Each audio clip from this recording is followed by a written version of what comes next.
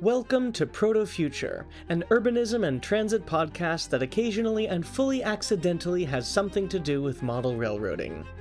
This is Episode 5, Part 2, Inaugural Borealis Day 2, Minneapolis Speedrun and the Twin Cities Model Railroad Museum. In this episode, I explore the Minneapolis Skyway, ride all the Minneapolis Light Rail, visit the Mall of America, sample some fantastic urban parks, and make an absolutely necessary mystery pilgrimage.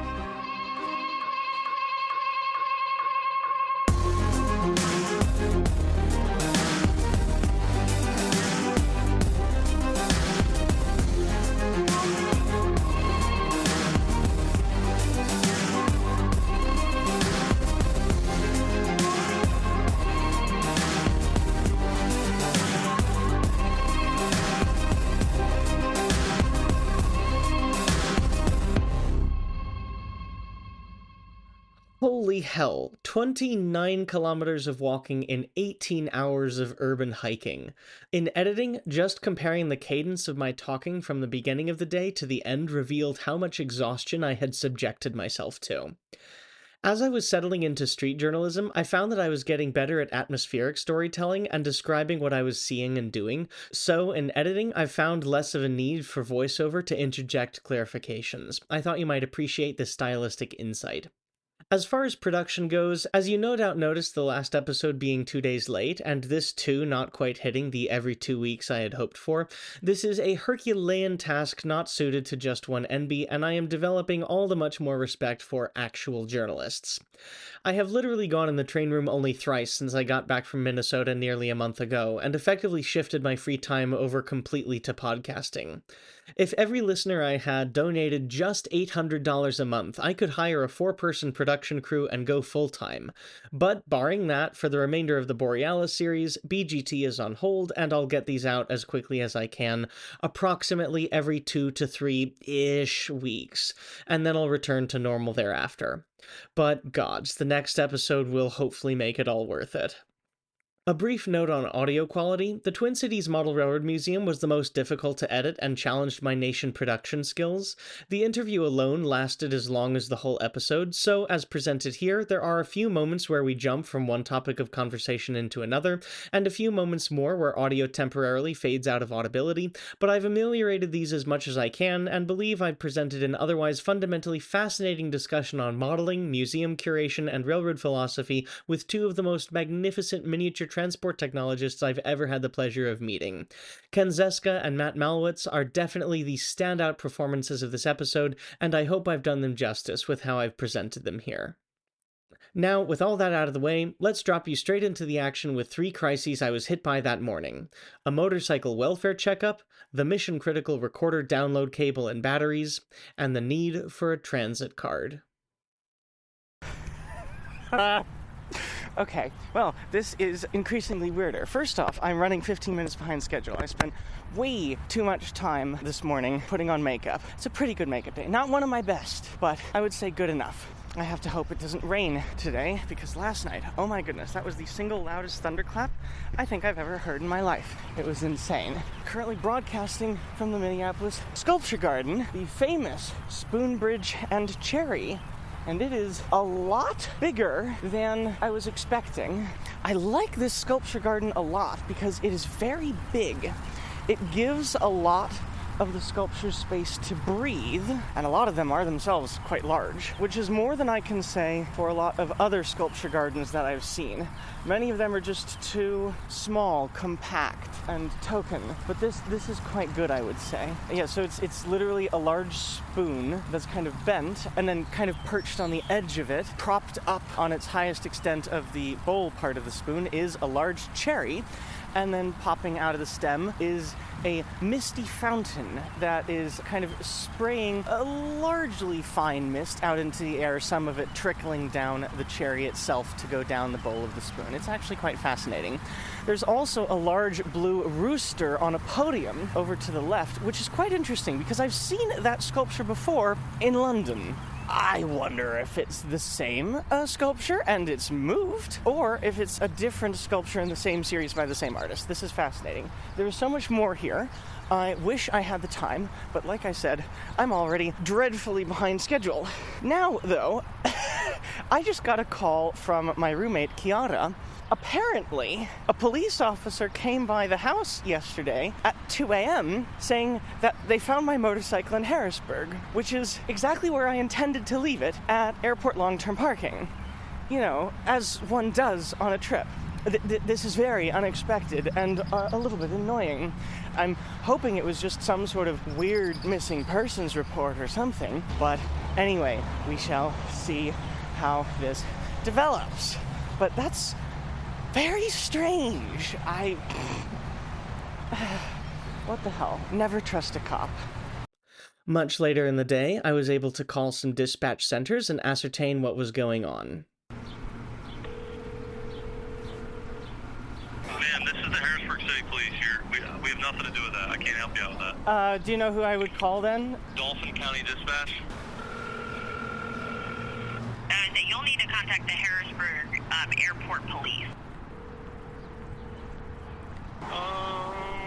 Let me see who I can get to talk to. Hang on a minute. Hello, my name is John Gardiner, and I'm currently traveling right now.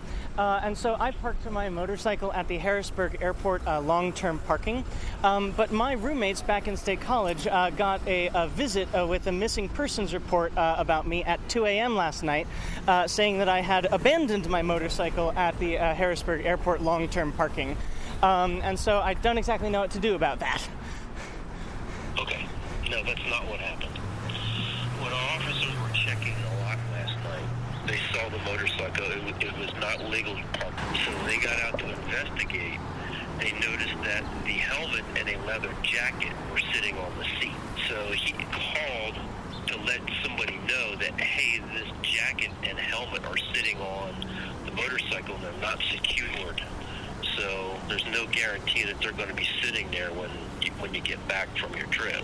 I had actually secured the helmet and the jacket and the pants with a cable running through a security system that I have. And then also, I intentionally didn't park it in a space. It's kind of a courtesy that motorcyclists have. We don't want to take up a full other parking space from other automobiles, so we try to secret ourselves away in a much smaller motorcycle-sized space, leaving a larger car-sized space for a car. I guess I didn't know if that was against the rules. I'm sorry if that is. I just thought I would try and save the car parking spots for cars. His main concern was that he didn't want the helmet and the jacket to disappear. That was his main concern. But if you're satisfied, I'm satisfied. All right, perfect. I just wanted to make sure that the motorcycle was still there and that you didn't impound it or anything, seeing as it is, in fact, my ride home. No, we didn't. No, they just wanted to make sure that somebody knew that the helmet was, that they thought that it was unsecured, but they just wanted to make sure that somebody knew about it. But if you're good, we're good. All right, perfect. Thank you so much for your help, then. All right, have a great day. Well, good to know that resolved itself. Caused me a wee bit more consternation than I was prepared for. And again, just a little bit more of a cursory inspection would have resolved the issue, but I guess it came from a good place. Still, though, it didn't warrant a 2 a.m. visit of my poor innocent roommates. Yeah, so as I was able to ascertain when talking with my roommates when I got back home, the 2 a.m. police officer was in fact specifically asking if I was suicidal and saying that the vehicle was abandoned.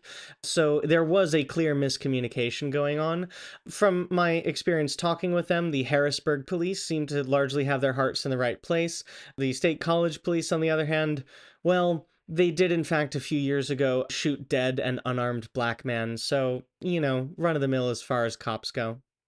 All right. Going up an admittedly pretty pedestrian bridge over a dreadful car sewer. Oh, God, this is awful. Who in their right mind ever thought that roads and driving was a good idea? Just listen to this cacophony.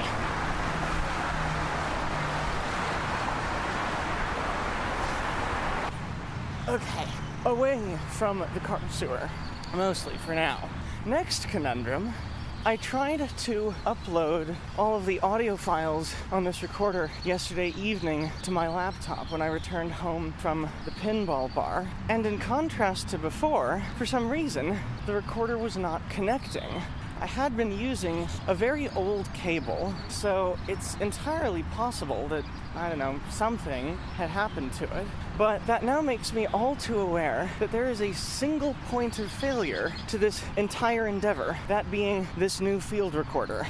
If something happens to these audio files, then all of a sudden, this goes from a fantastical new podcast adventure to a very expensive and extravagant vacation. It would be a little bit emotionally devastating. So I think in an attempt to resolve this issue, at some point later today, I'm going to try to find a new micro USB cable that will hopefully resolve a lot of this, or at least my anxiety about this. If not, well, that's another issue. Then finally, I have to get myself the go-to transit card, which I'm hoping I will be able to collect somewhere in downtown. I'm walking around the other side of the park that I walked through yesterday in order to get to the mansion and breakfast. This is a beautiful park. It's a linear greenway. Kind of gives off the vibes that it was made sometime in the 1980s. It's a touch brutalist, but not in a dated way, unlike, all of Washington, D.C. So that's nice. I also think it's actually a lid. If I'm correct, there's a road beneath me right now. It's very tastefully hidden. But anyway, on the docket for this morning, yesterday evening, I explored a lot of Minneapolis's downtown streets. Now, I think it's time to check out the famed Skyway. At the end of this greenway, there should be a Hyatt hotel. Oh, in fact, it's right here. If I am correct, there should be an entrance into the Skyway inside. Once I'm inside the Skyway, I'll walk around downtown from above, trying to hit most of the major nodes on the network, and I'll try, without getting lost, tall order, to end at Target Field Station, which, among other things, the website said, should be able to sell me a transit card. So I will at least have one of the impending difficulties off of my list. The Skyway is an interesting concept. In theory, it provides you an alternative to outdoor streets because it does get very cold here in the winter. Not that that was ever an impediment to, Scandinavia. Human beings have been surviving the outdoors for basically ever. But in theory, it's a good idea. In practice, however, well, I'll see that shortly enough. Inside.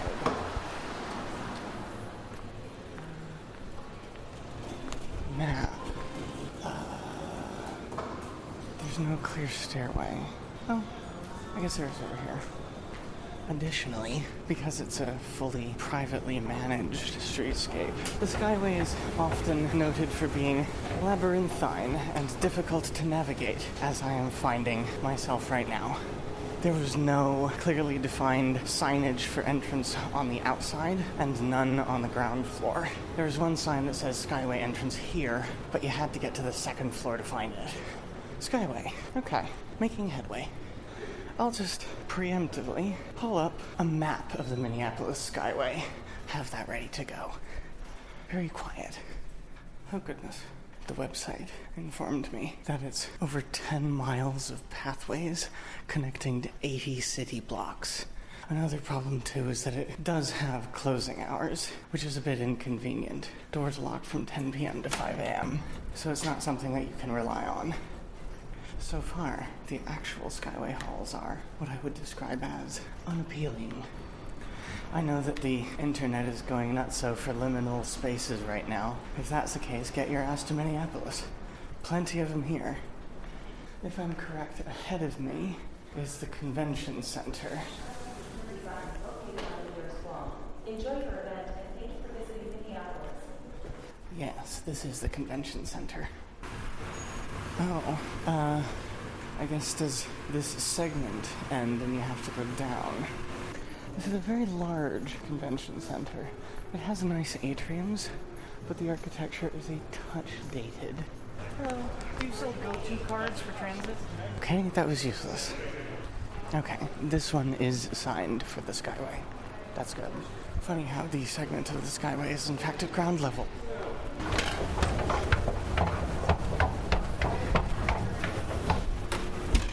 Back in the Skyway, heading towards US Bank Stadium. So this is where it starts to get more confusing. It's literally like a network mesh, almost as fine in resolution as the city blocks. Yeep. There is one late night route, it says, that goes between 6th and 7th. Lots of ramps, up and down, so there's no solid coordination between Skyway height, which is very interesting. I think in either Calgary or Edmonton it's the plus 10 network, which is 10 meters above street level. Oh, this is a dreadful hallway. Definitely giving me backrooms vibes. Interesting. You have to go through the Skyway in order to get to various meeting rooms.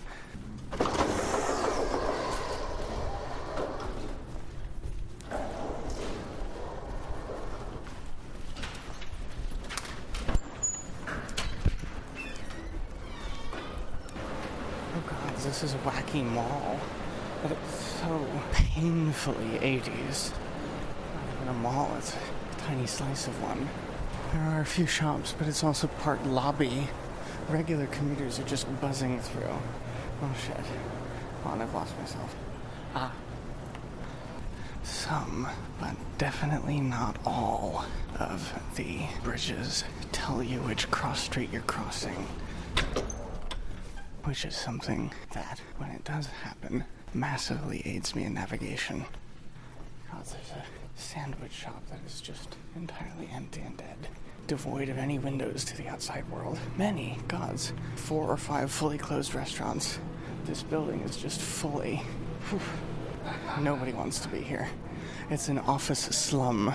That's why you need more mixed-use zoning. Oh my god. That is a 4 or 5 story blank brick wall of white. Deluxe Plaza? Fuck off. Another office slum.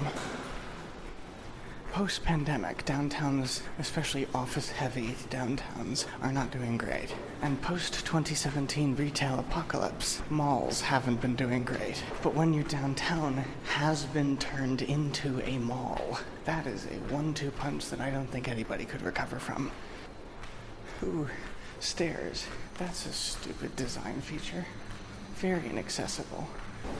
Some of these buildings are just really terrible.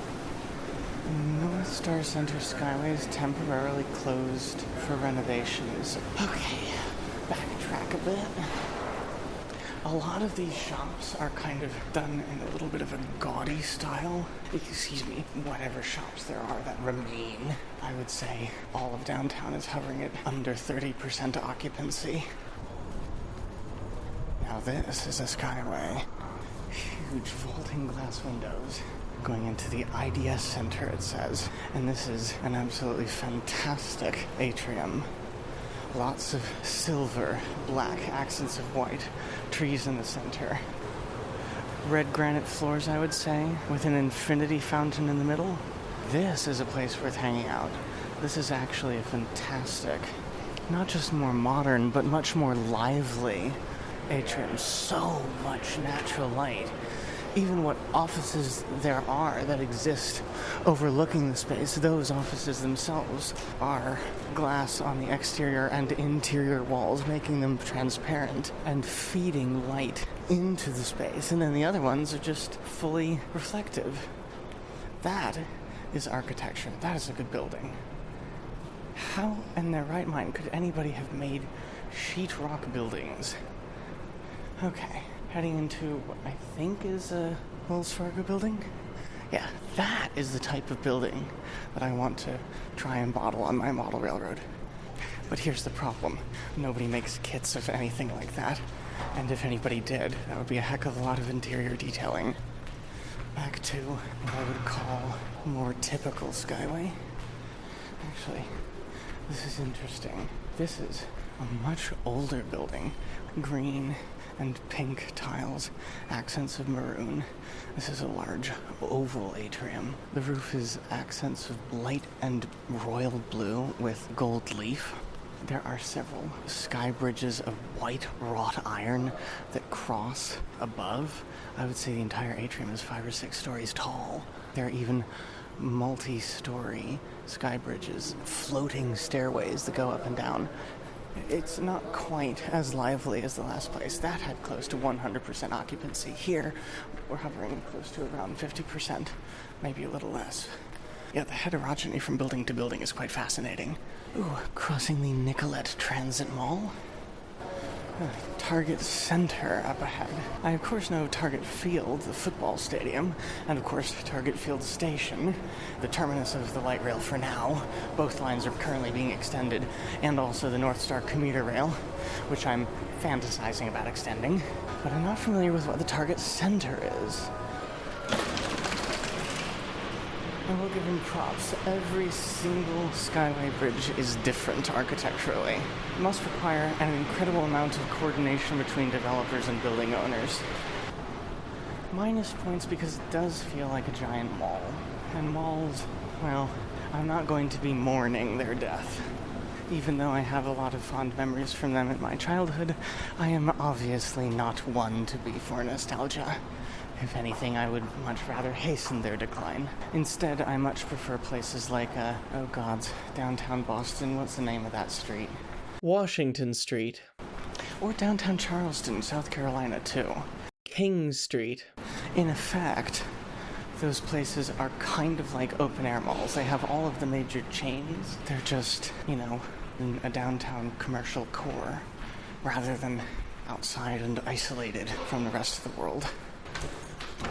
Okay, in Target Center is this Target Field. Wolves. Timber wolves. The overpowering smell of sweat implies that there were several tens of thousands of people here last night. So I would imagine that this is the basketball stadium. Target Field. Oh yes, I have to cross another car sewer. There isn't one. There never has been one. I've never seen one. I did not know that there was a basketball stadium right next to the football one. This is one of the segments of the skyway that skirts around a parking garage. Oh, that way to Target Field. What did I miss? I should have taken a left. What? Oh, yeah. So I guess that's that.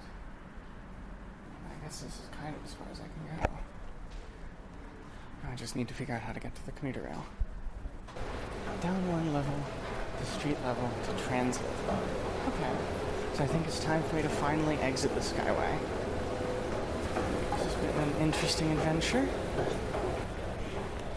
Which way to the North Star commuter rail? So go out these doors here, take the left, go to that right. The stores to the left to the light. Okay. Touch chillier out here than I remember. Oh, that's light rail. So I follow that. Oh, there's even a sticker on the ground pointing this way to light rail and this way to the commuter rail. Oh, Blue Line. The airport and Mall of America. Now, if I'm correct, one of the weird things too is that they have lapped stations. So there are 2 Target Field stations for the light rail. One for the green line, one for the blue line. Blue line is right here, departing. But then immediately behind it, in line of sight, there's a green line train. I don't exactly know why. I imagine that that's to, among other things, deal with game day crowds. Or it could just be due to the fact that you have 2 separate lines that are ending in one location, and it's to control headways. Okay, so still next to Target the Field. Now where's the station? Oh, wait a second. It's directly underneath us. To North Star. There's a sign and an interior. It's locked. Oh, it's only open weekdays 6:20 a.m. to 6:50 a.m. and 3:15 p.m. to 6 p.m. That is so stupid. So I can't actually make it to the North Star platform. That's really annoying. I was hopeful that I could have explored it. Aww. Okay, well there it is. I've crossed the street. There's one train set. If I could find a way downstairs. Actually, yes. I do have time. So I complained a lot yesterday about Philadelphia, but at least they have regional rail. Regional rail is good. This is commuter rail, which is American, and it's bad. The North Star is truly one of the worst systems in the entire country, but only by bureaucracy, not actually by anything else. Currently, it is down to only 4 trains a day, 2 round trips. When it was originally designed, it was intended to run between Minneapolis, right here, Target Field, and another, not quite overwhelmingly important, but major-ish regional town, St. Cloud. Something happened, ran out of funding, ran into NIMBYs, I don't know what, but that got in the way, and they never completed it. Instead, it runs to a literal farmer's field in Big Lake, Minnesota. I'm not joking about the farmer's field bit. It is a park and ride nightmare. Most of the stations are car dependent. You drive to the station, park your car, and take the train in, and it goes only inbound to the city in the morning, and only outbound to the farmer's field in the afternoon. And post-COVID, ridership of course plummeted because it was targeted at office workers. So now they are down to only 2 trips a day. Thankfully enough, as it so happens, either shortly before or shortly after I recorded this on site, the North Star actually did increase its frequencies a little bit. It now has one more inbound commute frequency and, interestingly enough, a reverse commute frequency. So that technically takes it to 8 trips a day, 6 peak to off-peak, 3 in the direction of downtown in the morning, and then 1 away from downtown in the morning, and then the inverse in the afternoon. Which, as far as rail frequencies go, that's still really awful, but that is literally a doubling of frequencies as of earlier this year, which is what I was referencing the rest of the time for the remainder of this discussion. I think at their peak, they were somewhere in the 5 to 6 trains a day, which is better, but still stupid. Because the thing is, in public transit circles, there's a phrase, frequency is freedom. You really don't take transit unless you can rely on transit to be there when you need it to be. That's one of the reasons why Americans have cars, because you can take your car wherever you want, whenever you want. But that's not necessarily a flaw in transit. Look in Europe. Anybody can use transit there because you can use transit to go wherever you want, whenever you want, because it's designed to do that. They have trains running at all hours of the day to all possible locations. And they intend to run it as a cohesive system, not based off of ridership, but based off of a public service. Dear God, I'm surrounded by a truck, a trash truck, and a dumpster truck. The things I do for trains. But there is a North Star locomotive in front of me. And it's still idling? What the hell? This is a solvable problem. Anyway. So, say that you live in a shitty little single-family home next to your farmer's field in Big Lake, Minnesota. You work partially remotely. You have to go into the office. You hop on the North Star, commute all the way in to downtown, and then all of a sudden, your work goes faster than you intended, your meetings end earlier, and halfway through your day, your work day is done, and you're ready to go back home. But since there are now only 2 departures of the North Star, you are left twiddling your thumbs with nothing to do until, when's the first departure? I think the early one might be like 3:50. The current northbound peak direction departures of the North Star under the expanded schedule. The first train departs at 3:38 in the afternoon, the second train at 4:30, and the last train of the day at 5:50. So that is a little bit over one train every hour, and you have only 3 chances a day to catch your train out of town. And if you miss any one of those, you are stranded in downtown for over an hour, and if you miss the last train out of town in the day, well, tough luck, find a hotel room. If that becomes a regular problem, if the trains run infrequently enough and do not meet the flexibility that especially modern schedules need, are you going to take the train, or are you instead going to be incentivized to drive or take some other mode of transportation? It's definitely going to be the latter. That's why frequency is so important. Getting a picture now. Oh my goodness, it's locomotive number 512. I think I actually have a model of that. Okay, actually no, it's not a real model of it. So Athearn cheated, and they used a model of an F59 PHI. These are actually MP40s. See, look, I'm actually learning about diesel stuff. If you had asked me if I would have known the model numbers of any diesel locomotives, even just a single calendar year ago, I would not have believed you. Yeah, and there's a lot of space here. There's a big empty parking lot that I walked through where all the dumpster trucks were, underneath 2 large highway bridges. And then there's 2 big towers on either side of them. So if we just remove the highways, demolish them, that gives us excellent space for a beautiful station head house. And then otherwise, there's a ton of room for a ton of tracks here. But there's also a nice bicycle highway, too, that I'm standing on in order to get these pictures. This is nice. So I couldn't explore the platform. That is really a shame, unfortunately. But at least I am here. At least I got to see them. Definitely can't ride them. That's way too inconvenient. But here I am. Oh, shit. I'm also going to need new batteries for the recorder. I'm blowing through them at an alarming rate. Thankfully, I did find planning documents of what to do with the North Star in the future. MnDOT is, of course, very worried about its cratered ridership because, of course, who wouldn't be? All transit is a money-losing enterprise, but that's exactly the point. Roads are a money-losing enterprise infinitely more so. So don't you dare say anything about trains needing to make a profit. What I want to do is privatize roads and close all of the ones that don't make a profit. Trains are a right, roads are a privilege. Anyway, so the thing is, because the North Star was built with federal funds, if they were to close it, just shut the whole thing down, they have to then refund the federal government by law all of the funds required to build it, I even think adjusted for inflation. That would be financially devastating to the state.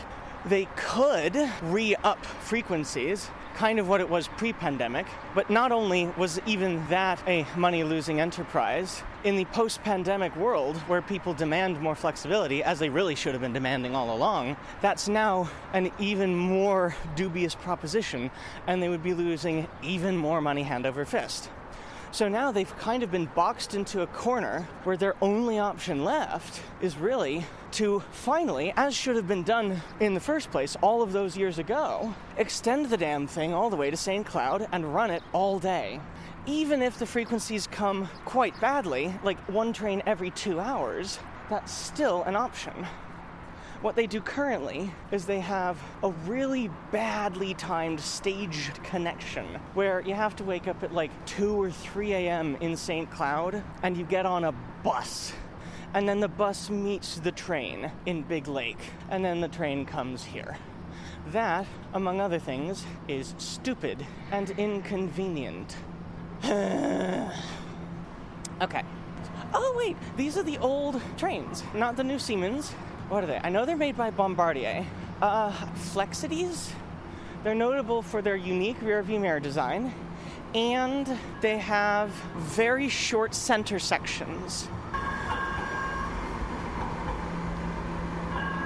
Very short. Attention, please. All passengers on northbound trains TVN. arriving at Target Field Station must exit. Thank you. How do I buy a go-to card? Oh, you can't buy those here. You know, I can give you an empty one though. Oh, thank you. Then you can add money to it. Oh, thank you so much. I've been wondering that ever since I arrived last evening. Yeah, there. Perfect. Thank you so much. Oh, you're welcome. Have an excellent day. That was extremely fortuitous. Very, very, very nice man. But that's also a flaw, that I would not have been able to get a transit card if there was not a random maintenance worker. So now I want to explore Target Field Platform 2, which I wonder what they're going to do with it when they extend both the lines. Train is out of service. Everyone exit here. This train is out of service. Exit here. Trains and platforms. Thank you. It's a beautiful station with a grand canopy. So what's up ahead? I know, of course, that they're extending first primarily the Green Line. Most of the tracks are built, not all of them. There's a double crossover ahead, but one of the tracks just has a bumper in front of it. So really only one of the legs of the two tracks is in service. Then there's a small... Oh, wait, no, okay. So there are two viaducts. One, the new one, which kind of goes dead ahead. That's arcing up and over, and I think it then follows the Dan Patch line, I think, for a little bit through St. Louis Park to Edina, Minnesota, somewhere in there. One of the southwestern suburbs. That's going to be an extension of the Green Line.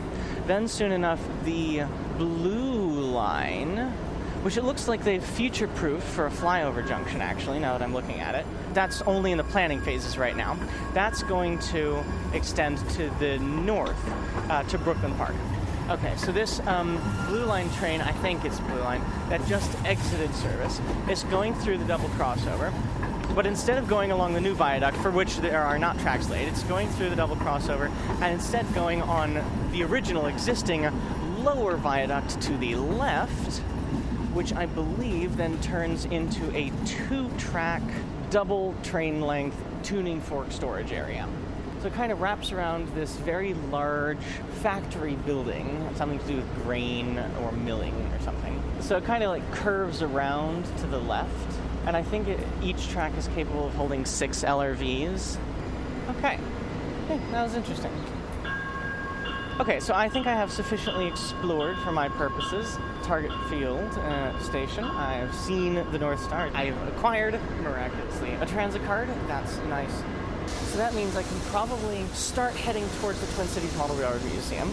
I should be meeting with Ken Zeska and possibly a few other people, which admittedly will be a little bit cool. That's one of the reasons why I put on makeup this morning. But that also does give me a little bit of headway to try and find a cable for the recorder, and then probably more importantly, batteries. My first ever tap on to Metro Transit. Okay, this is very interesting and unexpected. I just noticed that all of the vehicles have secondary pantographs. There's the main pantograph that you always see on all these vehicles in the middle section, the B unit, the mini section over the center truck.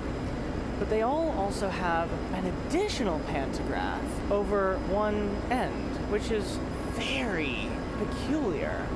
I honestly wonder why. If it's like a backup, or like specifically for de-icing or something. I've never seen anything quite like it before. Okay, this is interesting also. The vehicle that I saw earlier that went out of service, it's tucked away in the tail track. The one that just left, it did an immediate, rapid turnaround, like 0 seconds of layover, just long enough for the turnout to throw. And now here it is popping over on the track now. So, that I've never seen such a quick turnaround of a transit vehicle before. Okay, I'll take it. So there was literally an operator on both ends of the train. Huh, interesting. Now, actually, these aren't Siemens S70s. I think these are S700s because they have bucket seating instead of bench seating in the center section, which makes it even curiouser still. I've never actually seen anything like this. I've only ever seen bench seating in the center section. Now, the last thing that I am surprised I didn't think of that actually solves a lot of my issues. Where could I find both a recorder charging cable and AA batteries that is somewhere on the Green Line en route to the Twin Cities Model Railroad Museum that's not too far of a walk? Perhaps a university bookstore at the University of Minnesota, which is a place that I am seriously considering for a postdoc, if not just for a career, because, you know, light rail and bicycling and progressive politics and beautiful city. I, of course, motorcycled through, but that was like for, I don't know, 15 minutes. So this now all of a sudden gives me an opportunity to actually see the campus, be feet on the ground, not just when the motorcycle stopped. This is a Green Line train to downtown St. Paul. Paul Station. Government Plaza Station. U.S. Bank Station. West Bank Station. East Bank Station. My preferred seating position, if the vehicle is right-hand running, is to be on the left side towards the rear of the train, because the additional separation of looking across the other track usually gives you a slightly larger and more panoramic view. Oh, that's a beautiful skyscraper. Oh, Sneaky Pete's. I have heard of that. Crossing through the interlocking and going off into Green Line territory. So pretty soon, this becomes part of the University of Minnesota Transitway. I think the west bank of the U is mostly humanities and residential. I think the east bank is where most, and this is the Mississippi River. Okay, this is actually pretty gorgeous. The bluffs are incredible. And no, I was totally wrong about that. That's apparently where the hospital is, U of M Health. Wow, and we're on the lower level of a bridge. The upper level is pedestrian. God, this is just so many levels of amazing. I've been on that bridge before, on the motorcycle, of course. Kaufman Memorial Union. And this is the station. This is an incredible university campus. Unexpectedly vertical. Very tall buildings. Health Sciences Tower. I think it's where a lot of the biology department is.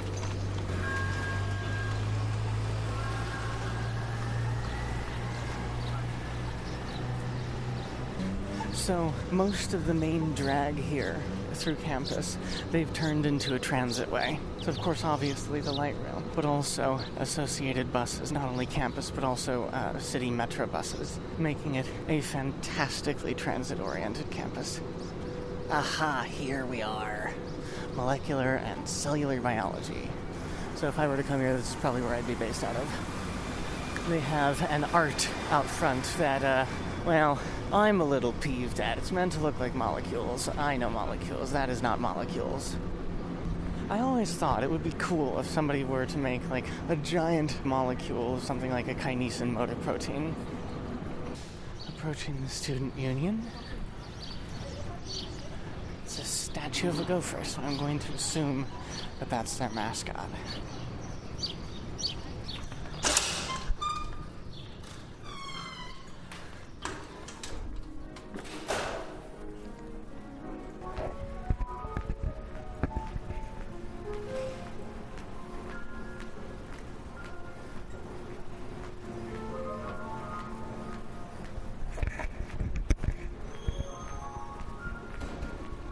Okay, extra batteries and cables acquired, all good there. Let's check when the next train is, using trusty friend Transit app. So it's saying that the next Green Line train is in 9 minutes, so I did in fact just barely miss it. So I will be a little behind schedule.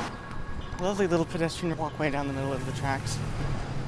This is truly a phenomenal university campus. An eastbound Green Line train to downtown St. Paul is due in 2 minutes. Hot rail.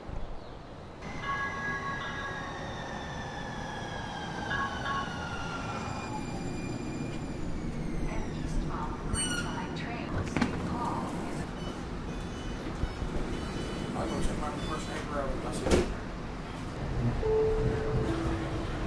Prospect Park Station, Westgate Station. Transit police get a pass, unless they're in San Francisco. And also, as a general rule, just any officer who's not a cis white male also gets a pass.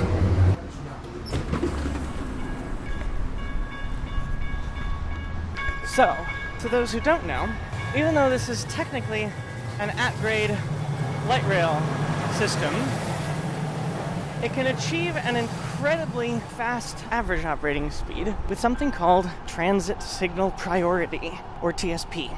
This is where the signaling system for the trains is also integrated into the signaling system for the road intersections. Basically, TSP allows the road lights to detect where the transit vehicles are and time the road lights in order to keep the transit vehicle moving by keeping greens green for longer or shortening reds, such that the transit vehicle, which has many more people on board than any of the surrounding private automobiles, an unfettered flow of the roadway, and usually on average this doesn't actually cause many delays to any of the private cars. Of course, though, many of the idiot NIMBYs hear about TSP and they go, no, I want the freedom to drive and inconvenience as many people as possible. And TSP is preternaturally delicate. And there are many cases, usually in cities and more conservative states, where very high-quality transit lines, very good transit projects that have had millions of dollars poured into them, have had their TSP turned off. And ridership immediately craters because all of a sudden that high-quality transit line becomes so much more slow and unreliable. And so I actually got to see that on board the train just now. It was barreling towards a red light at high speed, probably safely because the transit vehicle has a separate incognito set of signals. But then all of a sudden, just as it was approaching the intersection, green light. I lived in Seattle, which has a similar at-grade running light rail system. And in, the 6 years that I lived there, I got caught at a red light on the light rail 4 times. And 2 of them were in 30 seconds of each other. Now, this doesn't immediately solve all problems because anywhere that there is a train-car conflict, you can get a crash. Somebody can disregard a red light and just drive straight into an oncoming train. But that doesn't happen too often, especially if you signalize the intersections well enough. And it usually saves you a ton of money.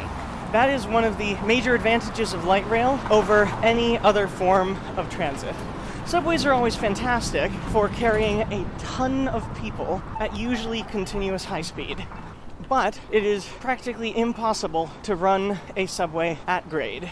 At grade in mixed traffic, I meant to say. You can run a subway at ground level, it just has to be a completely isolated alignment. By the very nature of the technology, you kind of have to run it above ground, below ground, or if it is at grade, kind of nothing can interact with it. It too is kind of an urban barrier. Light rail, on the other hand, is kind of a little bit more versatile and adaptable. It can be put in a tunnel or on an elevated right-of-way, like a subway, but in a pinch, it can also run at grade or even in fully unprotected mixed traffic, kind of like a streetcar or a tram. Now, of course, that is usually poor form and it leads to a less reliable transit system, but if you're strapped for cash or space, it makes for a more adaptable technology. And it may allow you to put high-quality rail transit where you wouldn't have been able to put any other form of rail. That's one of the reasons why I like it. Transfer road. I take it right here, and then I go under or over some choo-choo tracks, and then I will have found the Twin Cities Model Railroad Museum a mere 20 minutes behind schedule. Still not exactly sure how that one happened. Oops. Model Railroad Museum. I have found it. Hello, one admission please. And is Ken Zeska here? Right here in the purple train with a baseball cap on. You supposed to go to Yes. Yeah. Thank you. Excuse me, your name is Matt, correct? Yes. Are you familiar with Ken Zeska? Yes, I am. He should be here right now. I've never met him in person. Could you help me find him? Yes, I can. Gotcha. I was delayed slightly at the U, which I'm assuming from your shirt. Yeah, I'm actually graduated 2012 there from Carlson School of Management. Oh. And I'm the operations manager here, so I've been here now for like the last decade or so. It's just kind of crazy to think. I never thought after college I'd be doing something like this out of a hobby. So there's Ken right there. Perfect. Mr. Zeska, so sorry for my delay. I got trapped at the U. Nice to meet you after all of these years. Yeah, good to see you.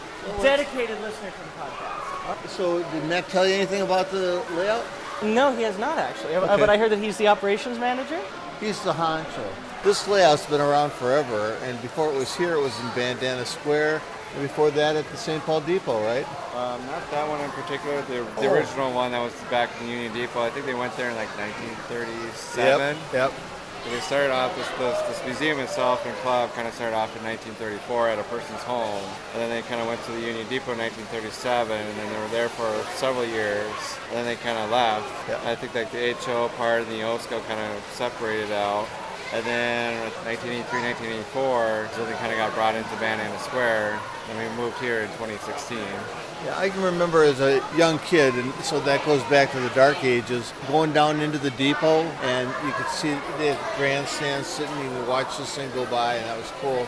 So, and it shows St. Paul, Minneapolis, so tell us the spots that we're looking at. Yeah, so this is the larger OSCO two-rail layout here, probably one of our favorite scenes on here. The stone viaduct? Yep, the Mississippi River. So you got the St. Anthony Bridge, you got the Stone Arch Bridge. I believe that's the Northern Pacific Short Line Freight Bridge. I think the very fascinating thing about this whole big old-scale two-rail layout, it depicts the Twin Cities in like the steam era, transitional era. But at the same time too, I kind of generally say like 95% of this layout is basically hand-built. The ties were individually cut, stained, laid out. The rail was done in like about 6-foot sections, spiked. There's very minimal manufactured track that you actually would find on this layout. So that's what I think is really cool about this layout is, a lot of these structures are scratch built too. Like the Stone Arch Bridge itself, that's a 16-foot long bridge. I believe all like the little bricks and different things were individually in place, and just the craftsmanship level of this thing is just really cool. So basically on your right hand side you got St. Paul, on your left hand side you got Minneapolis. Then basically on this other part of the layout too is Bluffs area and whatnot. Again, it's a really cool layout. Ken then asked about the maintenance requirements of such a massive layout. What we have around here is what we call like SIG groups or special interest groups. So basically people that have different skills that they like to be into. We do have people that like to help maintain the equipment, so cleaning track, cleaning wheels, lubricating locomotives and different things. Because a few of these locomotives on here have miles on them, and they probably have gone through some gears and different things. But again, like with anything kind of mechanical, as long as you maintain it, it'll kind of help maintain itself. So how did the concept for a model railroad museum come about? Because many cities have model railroad clubs, but those are all largely stowed away in basements or community centers and closed off to the public. How did this entire concept as an open-to-the-public museum come about? Basically, when the club became a museum was back in like the 90s. I think it was partially from where they were at there, too, at Bandana Square. Kind of having an open spot, having people just come and visit. Over time, just kind of decided it's kind of like a public thing, and then it basically has kind of evolved to like what it is today, and just kind of really cool. It started off as a small club and like basically a home. Then going to Union Depot to be an open club, then the Bandana Square, and then basically kind of evolving to like where we're at today. Conversely, is this also still a club setting for serious hobbyists, or does it have a very solid mission for the open public only? Do you have like operating sessions, for example? So kind of step back, yes, we do have a mission kind of like for like the public to kind of teach about the history of model trains, toy trains and whatnot throughout the thing, the importance of it too, but also kind of have a little bit more of a regional impact of it, because we're in the Midwest, so we're kind of heavily on like the Great Northern, Northern Pacific, Burlington, any other kind of Midwest routes. And then going back to your kind of question too about operating sessions, so we're actually constructing a larger HO layout there in the Minnesota Gallery, which is kind of the Twin Cities, or like St. Paul and itself kind of go up to Duluth.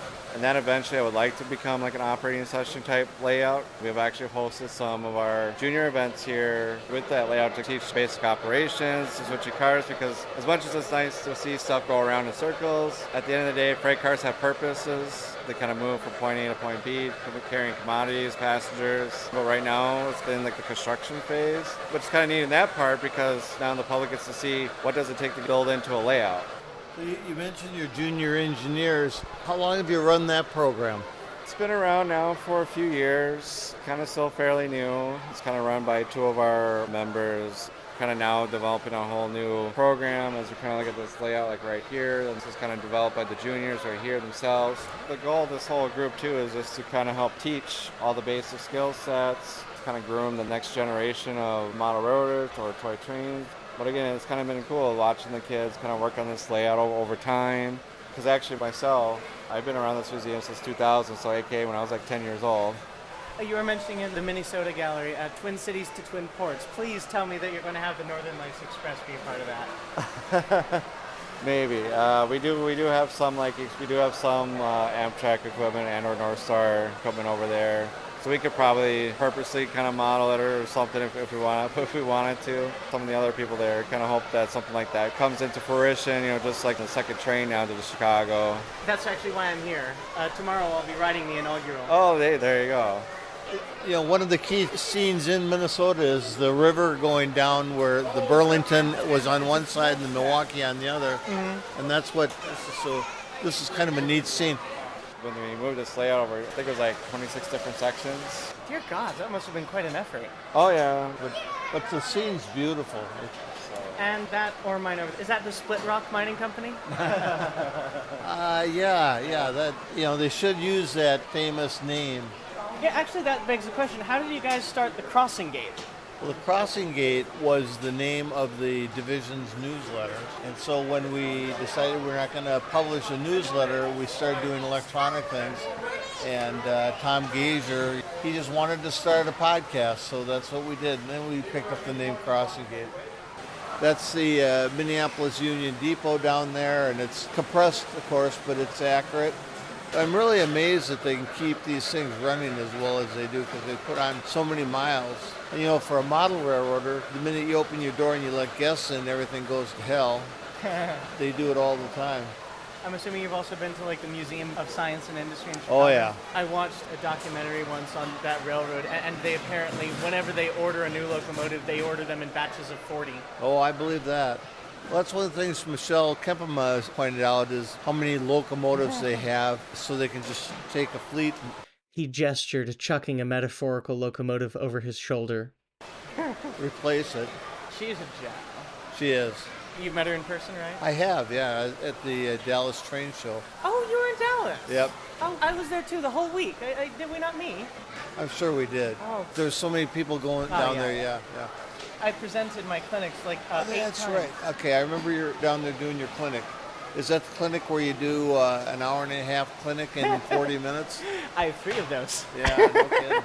Well, this is this museum. You want to just walk around? We can ask questions. Yeah, definitely. How many layouts are there? Let's start with that one. At least, a dozen? I bet it's more than that.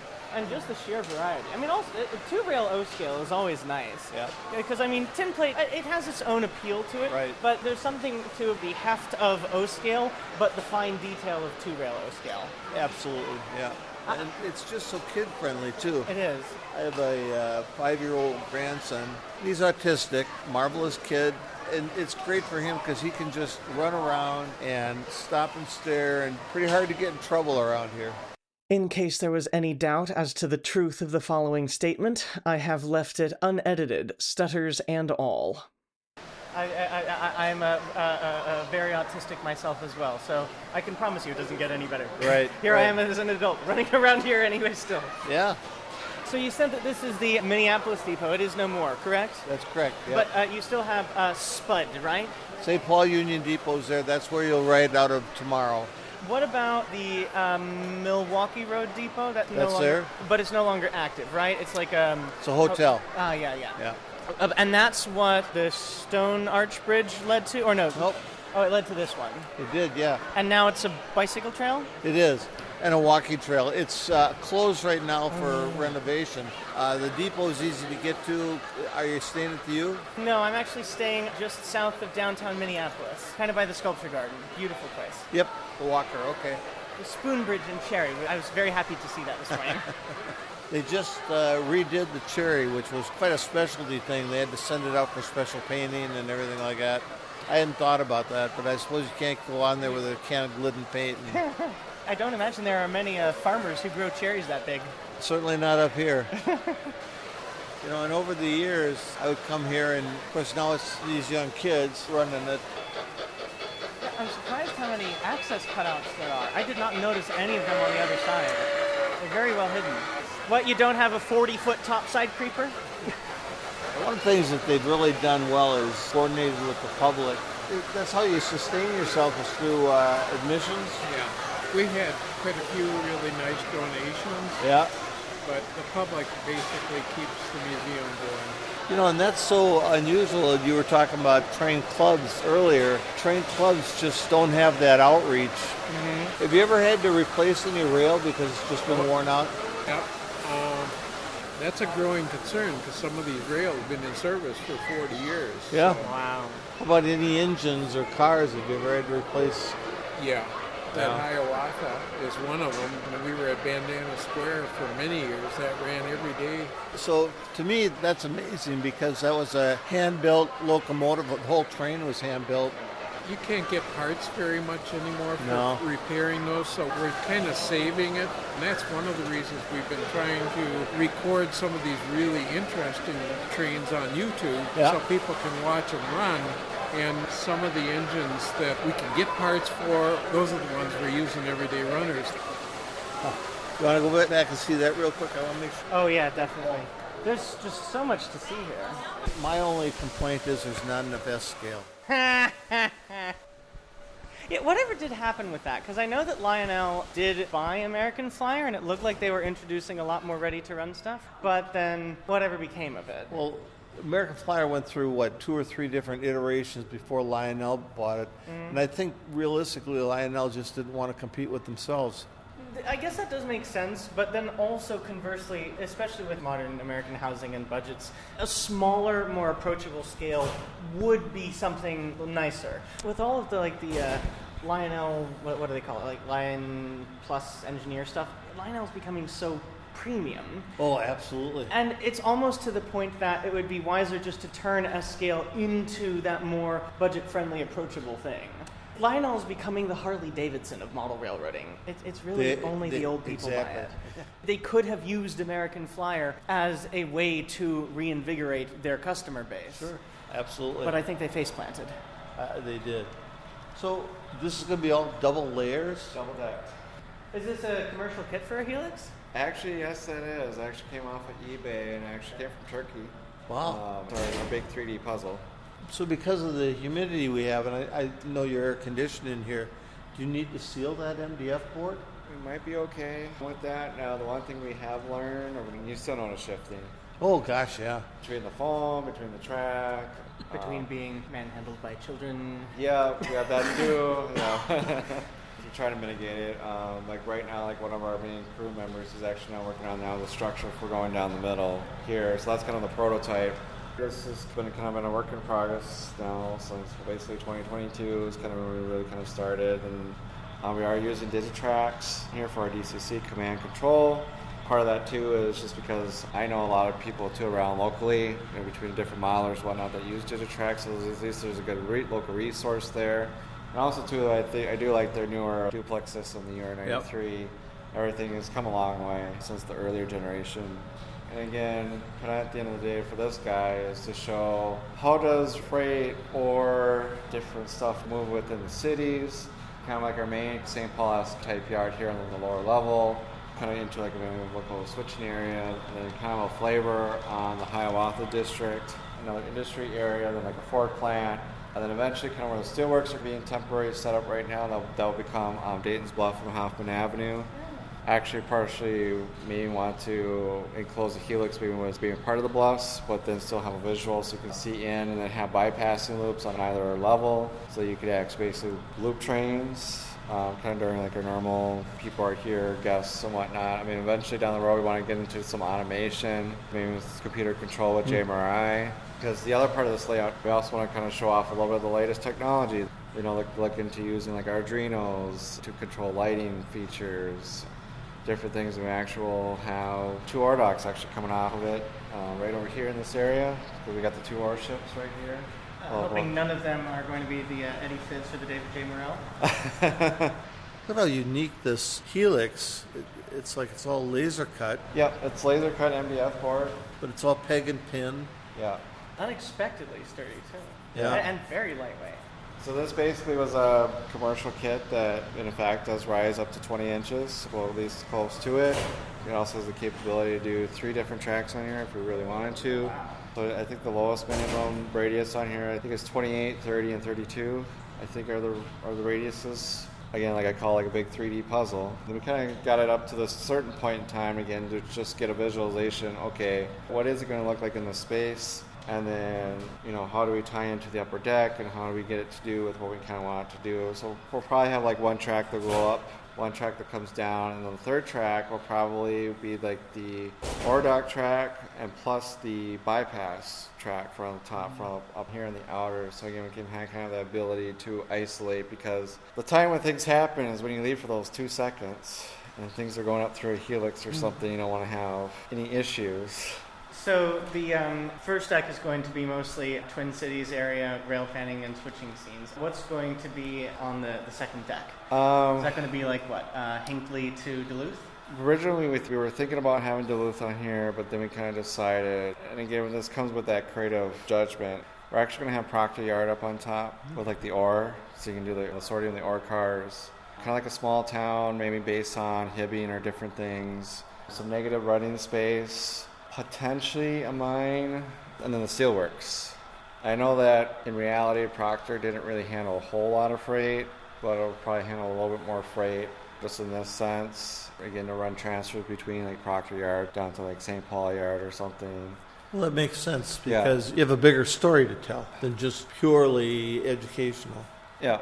Again, it's just more so just showing the other extra dimension of the hobby, apart from just running the trains and actually physically operating them, because I still remember too as a kid, one of the funnest times I ever had was actually operating the Midway Yard over there at Bandana Square, and I get a crowd of people coming up to me like, well, what are you doing? I'm like, well, I'm switching and building a train, and I'm going to grab this big boy here from the roundhouse, and it's going to come down and grab it, and we're pulling the other train and let it go. Yeah, that's a good point. People do like to see action. People interacting with the trains. Yeah, that's a good, neat point. A passing train is just for a moment, but switching is forever. Yes. Yeah, switching can take forever depending on the puzzle. With some of these puzzles, try to make them, I would say medium difficulty, but you still have a little bit of space, some integrated runarounds in the different areas, so you're not touching the main line as much. Because that's always been what's fun too, like teaching the juniors when we had them here operating, like isolated switching areas so that the kids can fuck up without impeding the main line. Yep, basically. So I had to check to see if there were any nearby children. Yeah. Well, don't you give the kids all the credit for doing that? Oh yeah. I mean, even the adults too. You get in there and you switch and you realize you've messed up so badly. You wait till the host is out of sight and then you go. The old 050 switcher. Yeah, that's where the host comes over like, are you sure you really want to do that? Yeah. I've never seen it done that way. Very before. I can say proudly I've never done that in an operating session before, although I was seriously tempted to once. There was once I operated on a layout where it was a double deck layout, and I don't know what came over the guy when he was designing it. He had 9 inches of clearance between the decks, and he was very short. I am not, and so I was on my knees on hard concrete the whole afternoon, and he wanted exact spotting at the warehouse doors. I didn't know that, so I put it on the correct tracks, and then he came over and he said, oh, you didn't do it right, go and do it all over again. I was seething. Yeah. I was very tempted, but I didn't quite. Yeah. Well, see, that's where, if you know those things going in, and it's very clear, okay, that's fine. But otherwise, it goes away from being nuanced to being a nuisance. Right. Exactly. Yeah, because you always got to want to try to play by the game or play by the rules. Right, but if you are not interested in getting into the story and the game, then all you're trying to do is crash things back and forth. Well, Matt, this is really impressive. And I can't wait to see it. I mean, like, just this alone would be a fantastic home layout, and then you also have all the rest. I'll tell you one thing, I'm learning a lot throughout this whole process. Gaining a lot of respect for track lane, and especially having the trains that can also help check your track lane, so aka like passenger trains that are really sensitive to radiuses. The yard, probably on like its 8th revision throughout the 2 years. Tweaking as you go. Tweaking up. And the best part is to do the tweaking now, not when there's scenery down, and you're not ripping up ballast. And again, actually for the longest time, I think the one primary joke with DCC is that it's only 2 wires. Yeah. We did prove that concept. We actually only had 2 wires from like right there, and actually we got all the way over here, did the full loop. But you did start noticing you were starting to lose some signal. So actually we're now up to, I think, 4 or 6 wires now. Now we got the yard isolated and on its own block. So that's the other thing too, is figuring out, where are the blocks going to be for the power district so that you're not interrupting or taking down the whole railroad, make an accident or derail or something of that nature. So the modern equivalent of the old block buses, Yeah. like Who Has My Cab? Yeah, right. Oh, yeah. But she still has one DC layout I do operate on here in the I Twin Cities. didn't even know there were any left. Yeah, Gary Friesman still has his. That's right. I do appreciate it for what it was, and you just see the aorta of wires that come out from the dispatcher panel that goes in to do all the different block controls. And I love that vocabulary. but you kind of gain respect for that, but then you also when you operate on something like that and you go to DCC, you actually kind of gain the more appreciation for what DCC actually does. So after a few more discussions, we decided to tour all of the individual layouts that the Twin Cities Model Railroad Museum had, one by one. So this is the Twin Cities Misabi Terminal Railway? Yep. What is this one? Wapaka Mosini? Yeah, so this was kind of neat because it has a story. This was actually built by the Wapaka Modelers Group, and it actually was raffled off, but actually was featured in Model Railroader in July 2008 edition. So this kind of actually started off our HO. It's also been a good test bed between wiring, doing building lighting. It's a 4x8 layout, right? Yep, it's basically a 4x8 layout, and it shows you what you can do with a 4x8 layout. It's a very beautiful and action-packed little 4x8. I like it a lot. I can tell you right now, I've spent an hour and a half switching this area. Yeah, so this is what you're kind of aspiring to when you start from the little kind of base. Oh goodness, is that a warehouse? Yeah. You want to take a quick look? Oh, definitely. Oh, there's another layout in here. Dear goodness. Yeah, this is our collections area. Wow. Okay, I do have to say, I used to be a certified museum docent, and I have strong opinions about museums and how they should be run. You have a fantastic operation here. Thank you. And there are also a few Lego bricks over there, too. Dear goodness. Thank you so much. Are most of these donations or acquisitions? Donations over the years. Okay. Well, this has kind of been that scale layout that's kind of been rehabbed a few times over. Shows what you can do in a smaller space. In connection to next to the bigger, larger one. Silver Valley. Was this originally a home layout? Yep. Oh, wow. Home layout. Actually, a lot of the buildings on here are actually scratch built. In N scale, too?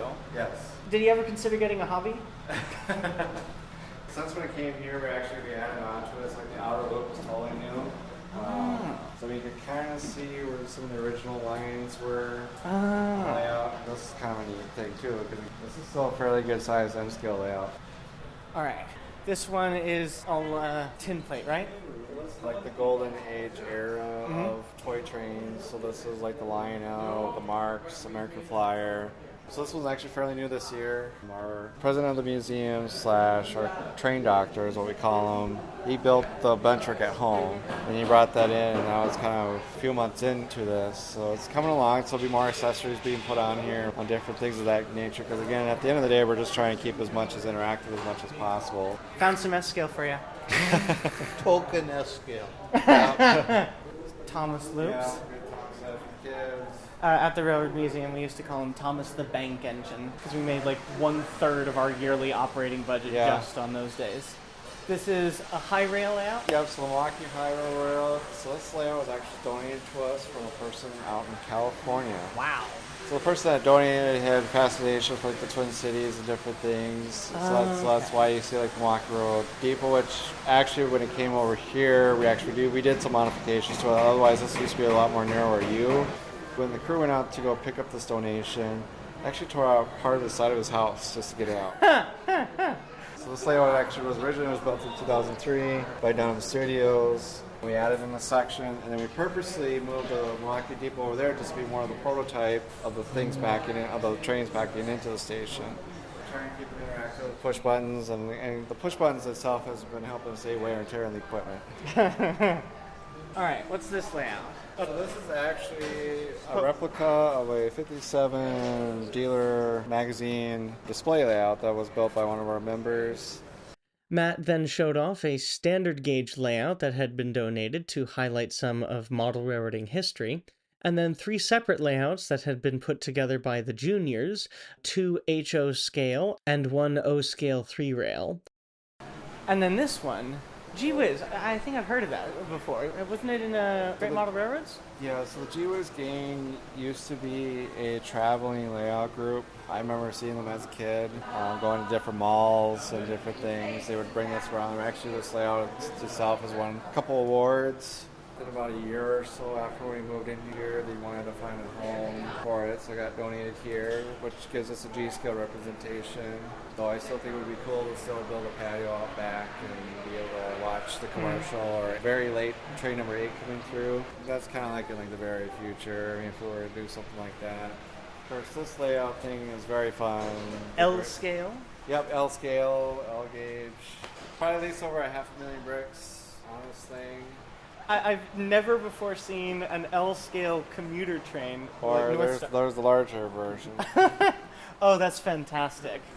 And the light rail, too. Oh, that's beautiful. Are they a separate club? Yes, they are. They've been here now for a little over 5 years. They originally were at Brickmania, and they needed to find a home. Brings in a lot of the pop culture references, between superhero stuff. And then a few more small layouts for kids. This is the train doctor's area. Camera up there so you can view kind of like your cooking show type thing because he generates a crowd. Well, and then I think that's the tour then. This is such an incredible and massive operation. Of all of the clubs and railroad museums I think I've ever seen, you have one of the most cohesive and well put together operations. Well, thank you. I do appreciate that. Really the big things is to all the volunteers that put in the blood, sweat, and tears. Really wouldn't be here without them. I was talking with Ken earlier. Are you familiar with Michelle Kempema? I know the name. I have not met her before. She's the Colorado Yes. Museum. Just a boundless, bubbling vat of enthusiasm. A fantastic person to meet. And she's a heck of a resource. You should at least contact her just so you guys can share information because she's just great about doing that. Exactly. Cool. Thank you so much, Matt. It's absolutely fantastic nice to meet tour. you. You have a fantastic museum here. You Yeah. do a very good job. What's your name again? G4, letter G number 4. Oh yeah, I never G4. introduced myself. No. Probably should have started with that, 2 hours ago. Yeah. Yeah. And Ken, thank you so very, very much for this. This was fantastic, and I am honored to meet you. Well, no, it's my pleasure. If it's your pleasure, I would talk with your doctor about that. It may be a fatal condition. All right, take care, Ken. Nice to meet you. Thank you.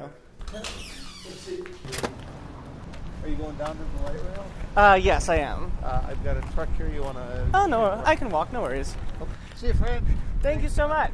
This has been wonderful. That was thoroughly quite fascinating. I genuinely meant when I said it. That was a very good museum. In many ways, a lot of model railroad museums are quite a bit kitschy, more or less antique shops or glorified play areas. But the thing that I loved the most, and this is a lot of my museum docent past coming through, was that it seems that they really did have a mission. It also seems that they had many levels of activities. They had very simple toy tin plate stuff for very young kids. They had slightly more intermediate and fully beautiful layouts that you just simply look at for, I guess, elementary school kids. For middle schoolers, you had the junior engineer program where they teach you to build those simpler layouts, like with the Bachmann Easy Track and DC block control and the Atlas switches. And then, I guess for even high school age kids, they have the new layout that they're building. It really does seem well put together. Hot rail.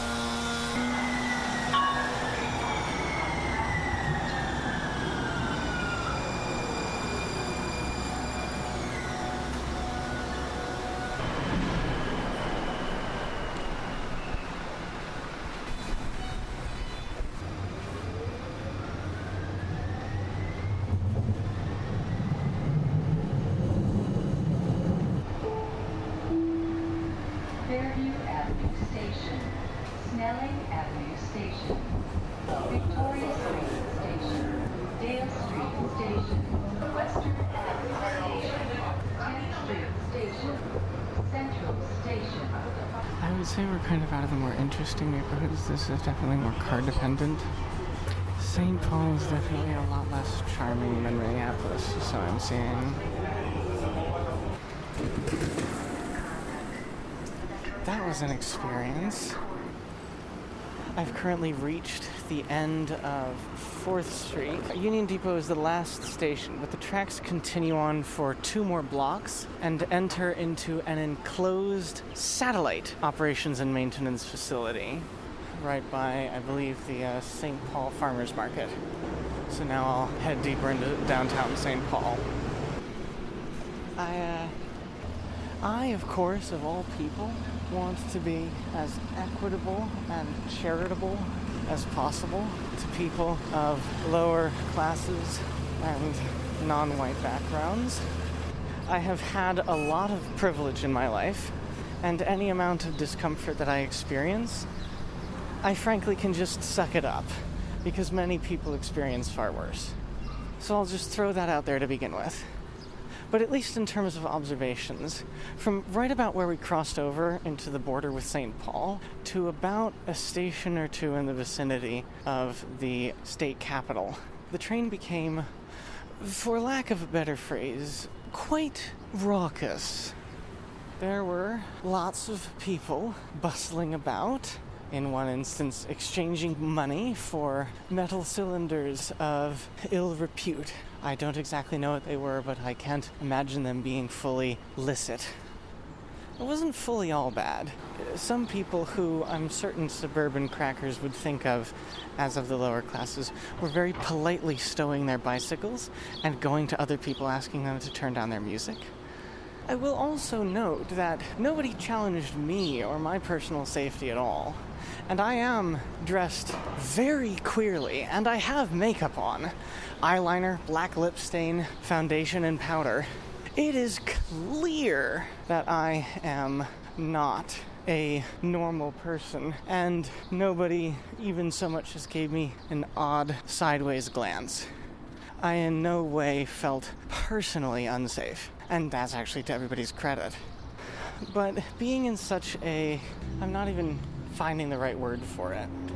Not that I personally endorse it, but I am just coming up for a blank. Being in a disruptive environment, I could see why some people would be turned off by transit.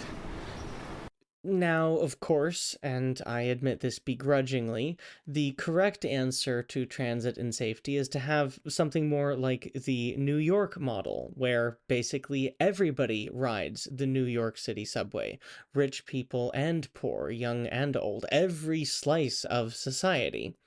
And I think that this is a very important thing to think about, because I think there's an equalizing element to it.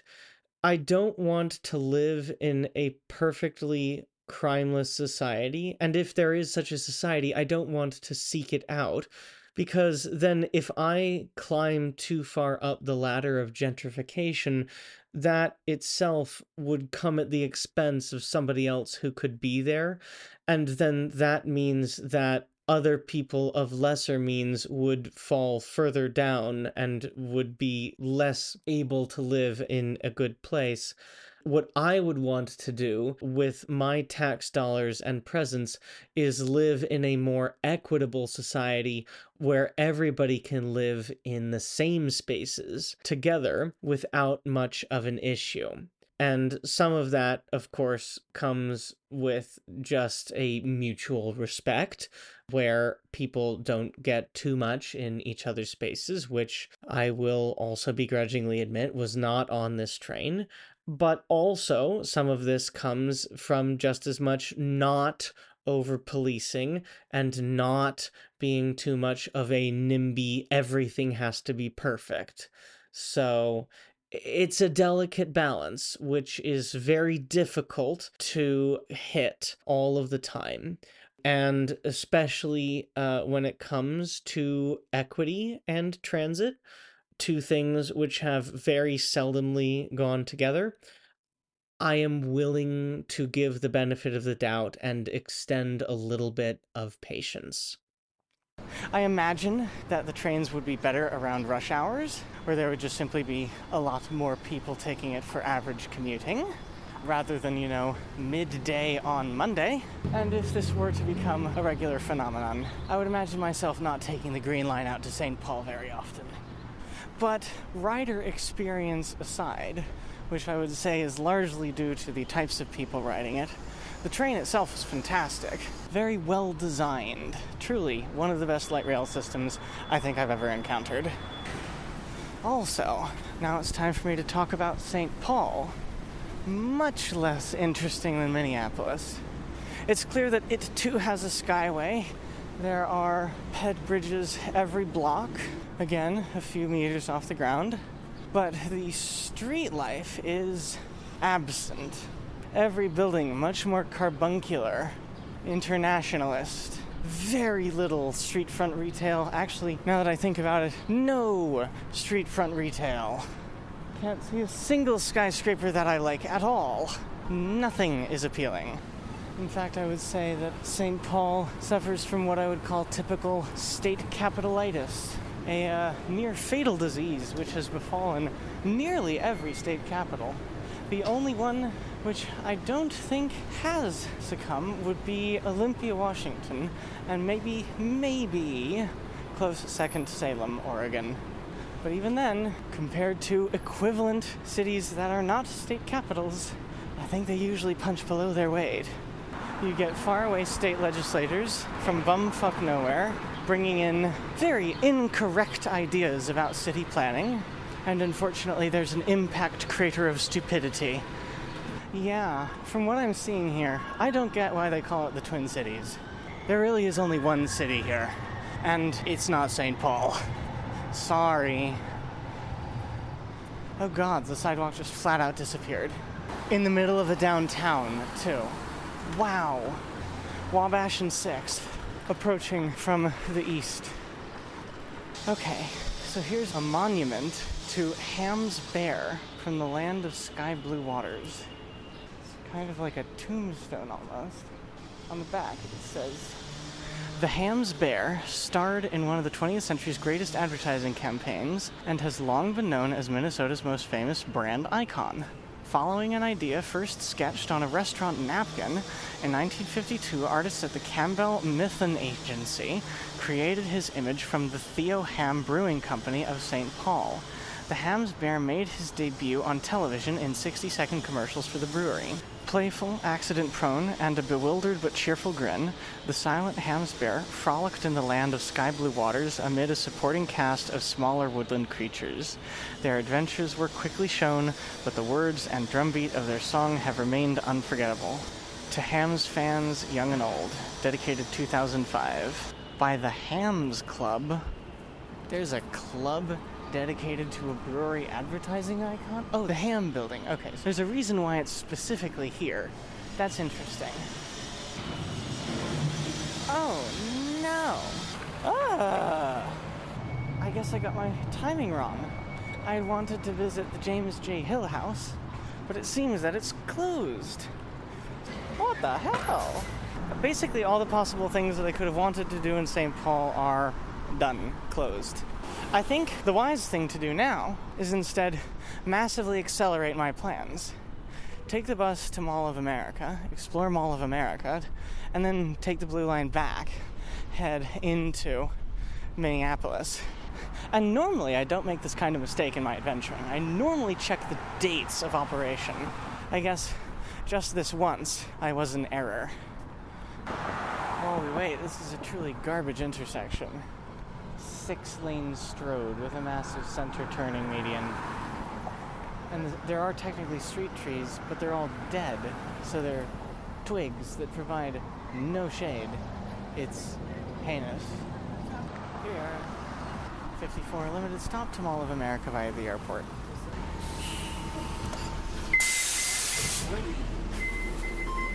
Thank you.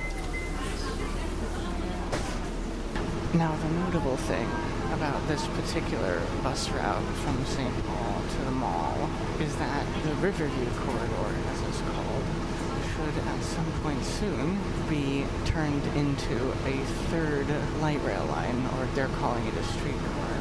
It will complete the so-called transit triangle, and this will provide, hopefully, a one-seat ride from the airport to St. Paul, allowing transit from airports to the capital for legislators, in addition to an important transit artery for everybody who lives along the route. So I specifically chose this route so that I could preview it. It is, however, a little bit more complicated than the other two light rails because the route is a lot narrower and there would be less in the way of reservations for exclusive right-of-way running. There also is less development, so it would presumably be a lot lighter in ridership. So far, nothing to write home about. A lot of single-family homes and low-rise suburban structures, a McDonald's, a liquor store, a few interesting brick buildings. What few historic buildings are left, the shops inside are just simply average. There's a lot of potential here, but despite being in, the 15th, 16th largest city in the country, I'm not actually seeing anything that's telling me that I'm there. And if you told me I was in Traverse City, Michigan, I would genuinely believe you. Going across the river, I'm perpetually surprised by how vertical the city is, especially around the river. Approaching the airport, Deja Vu, the Intercontinental Hotel on the left, so that must mean Alpha Gates are on the right. And yes, they are. I can even recognize the shops inside through the window. And there's the airport tram.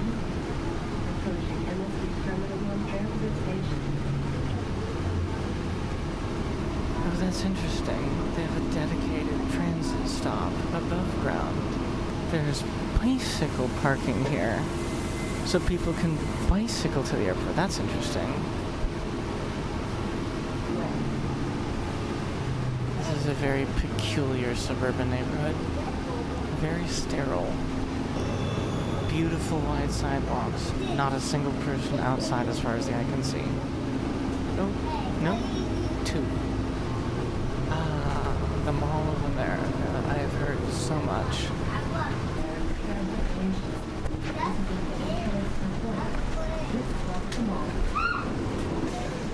Thank you. Light rail in a parking garage. That has got to be one of the strangest things I think I've ever seen.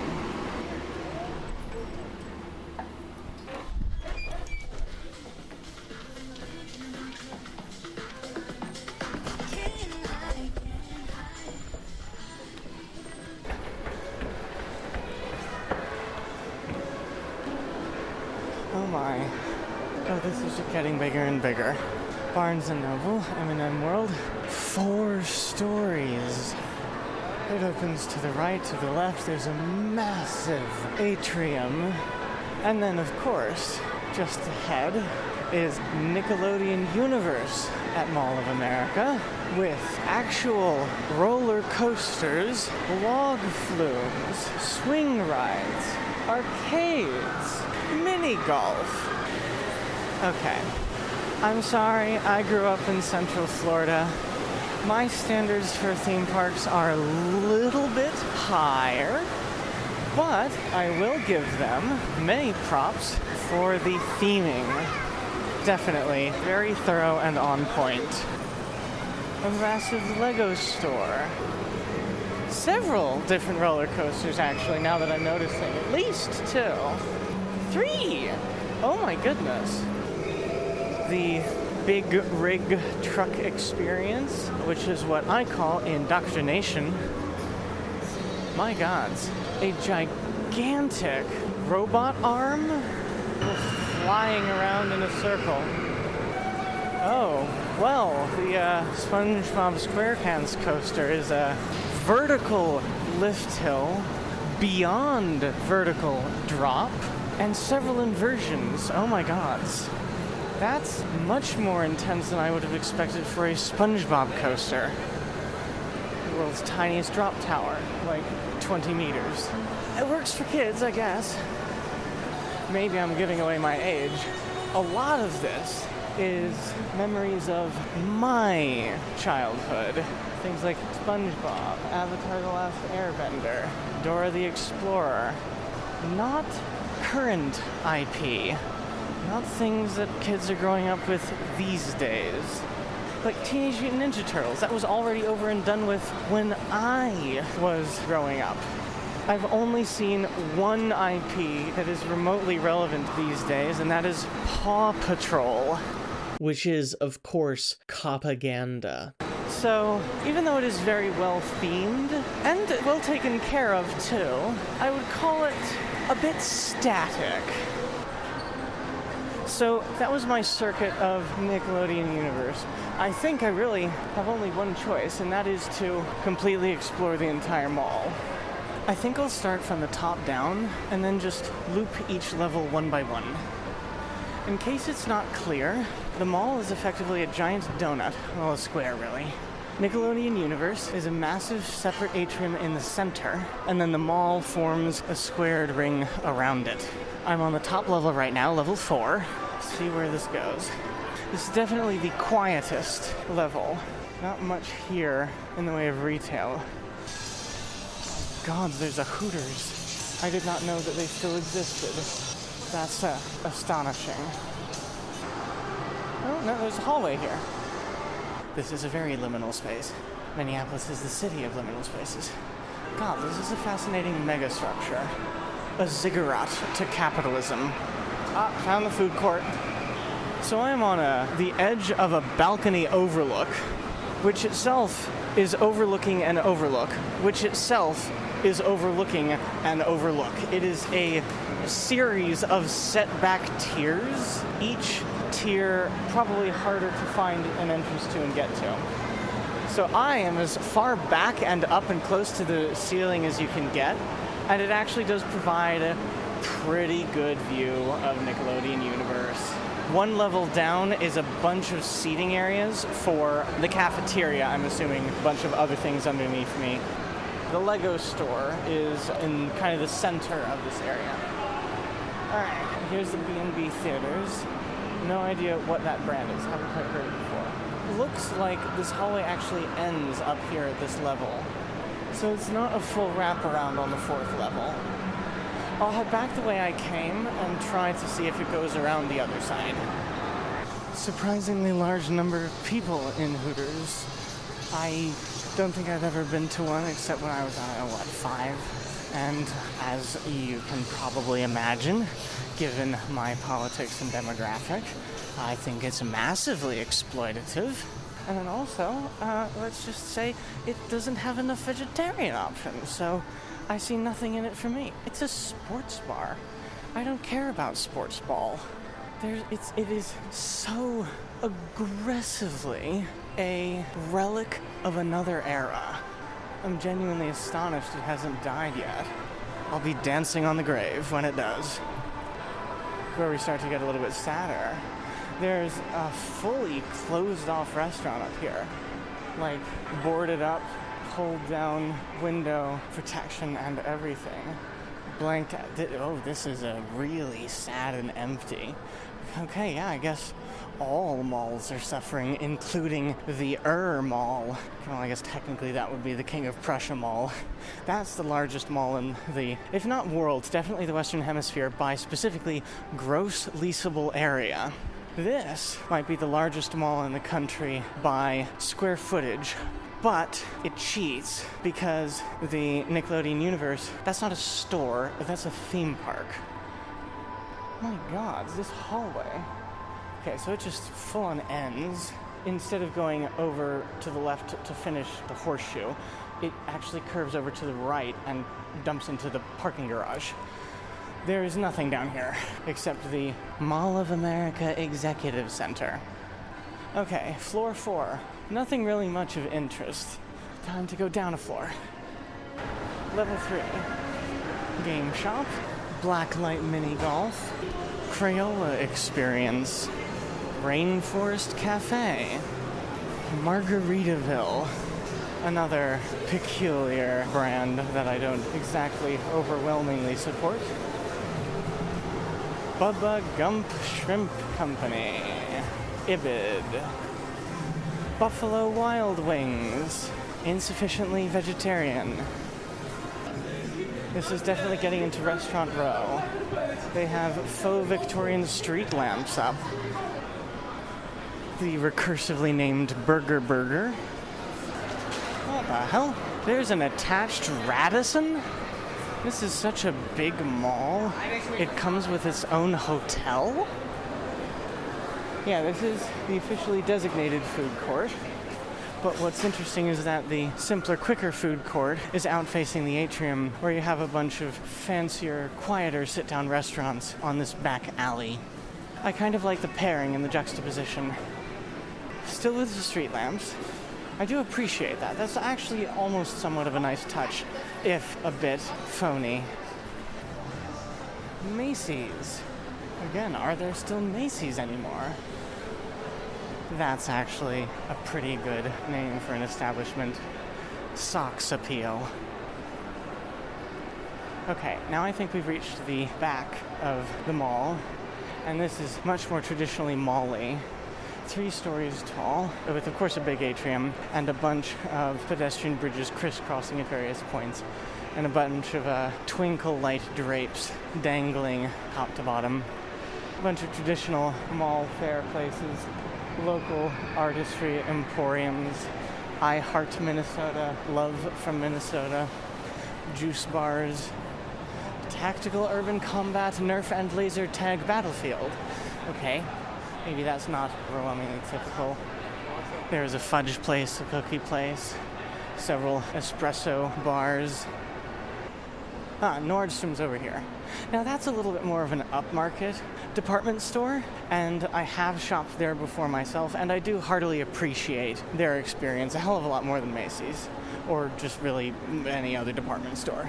They have personal shoppers that actually meaningfully contribute to the shopping experience.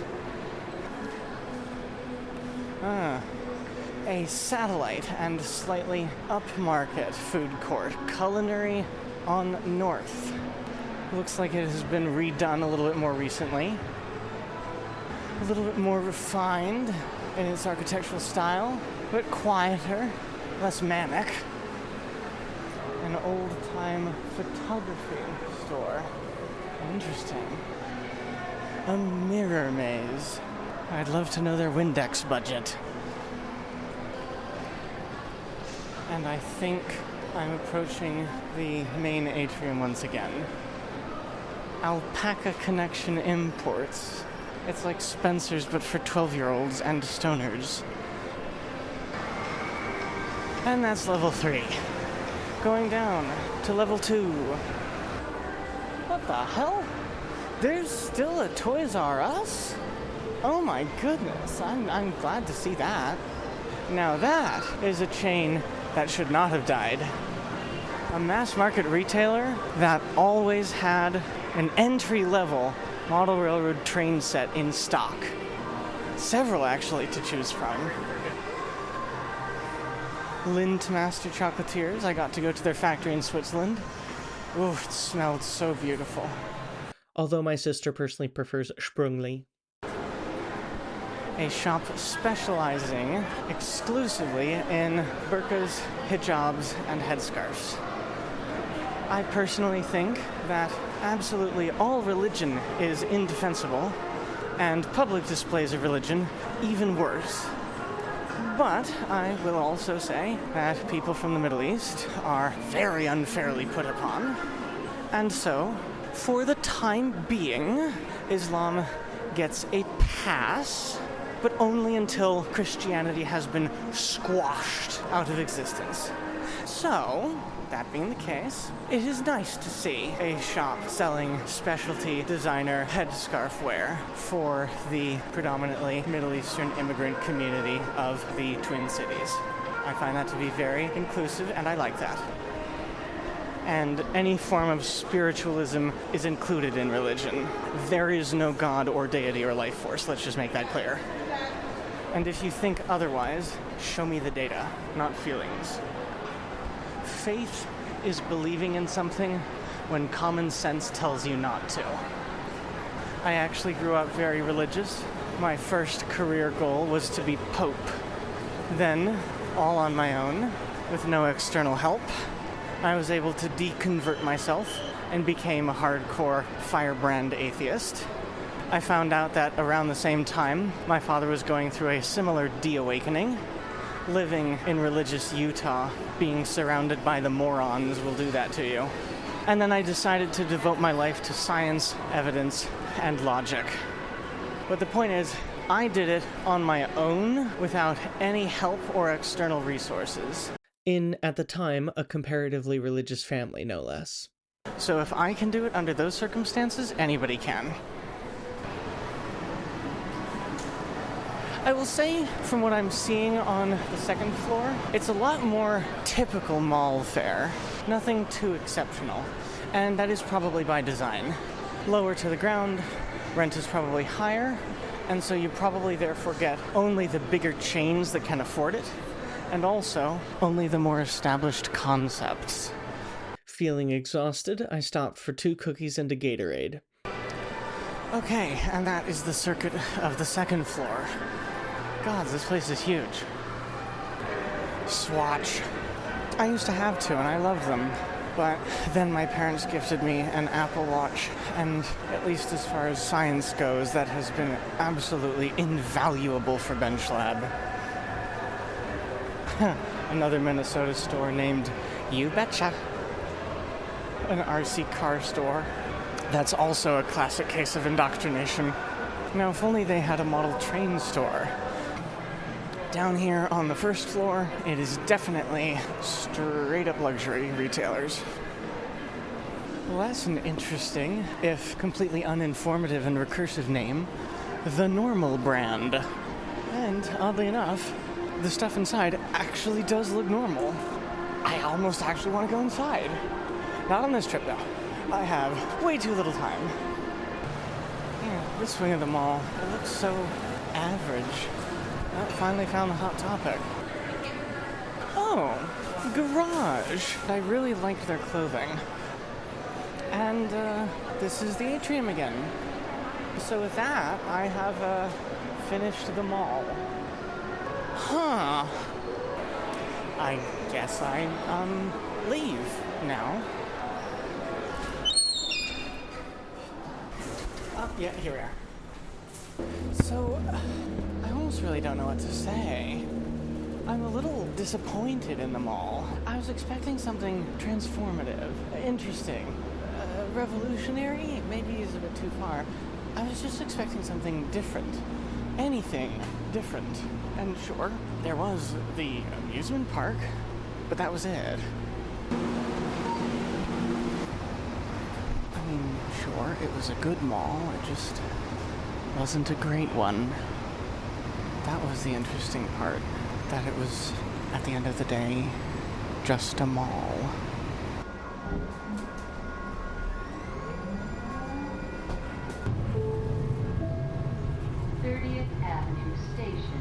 Bloomington Central Station, Terminal 2 Station, Terminal 1 Station. Yay, I've completed the light rail. Fort Snelling Station, VA Medical Center Station, 50th Street, Minneapolis Park Station.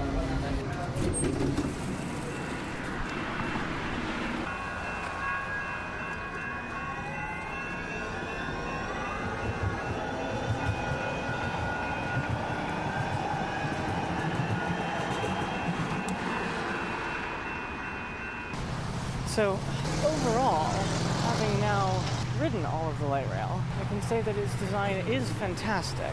It is very fast. The blue line gets a little suburban. Bloomington, Minnesota, very sterile and drab. The green line gets a little dull. I would personally prefer the blue line. It seems like it's a little bit more important to the regional transportational infrastructure, which is not what I was expecting. I would have thought it would have gone the other way around.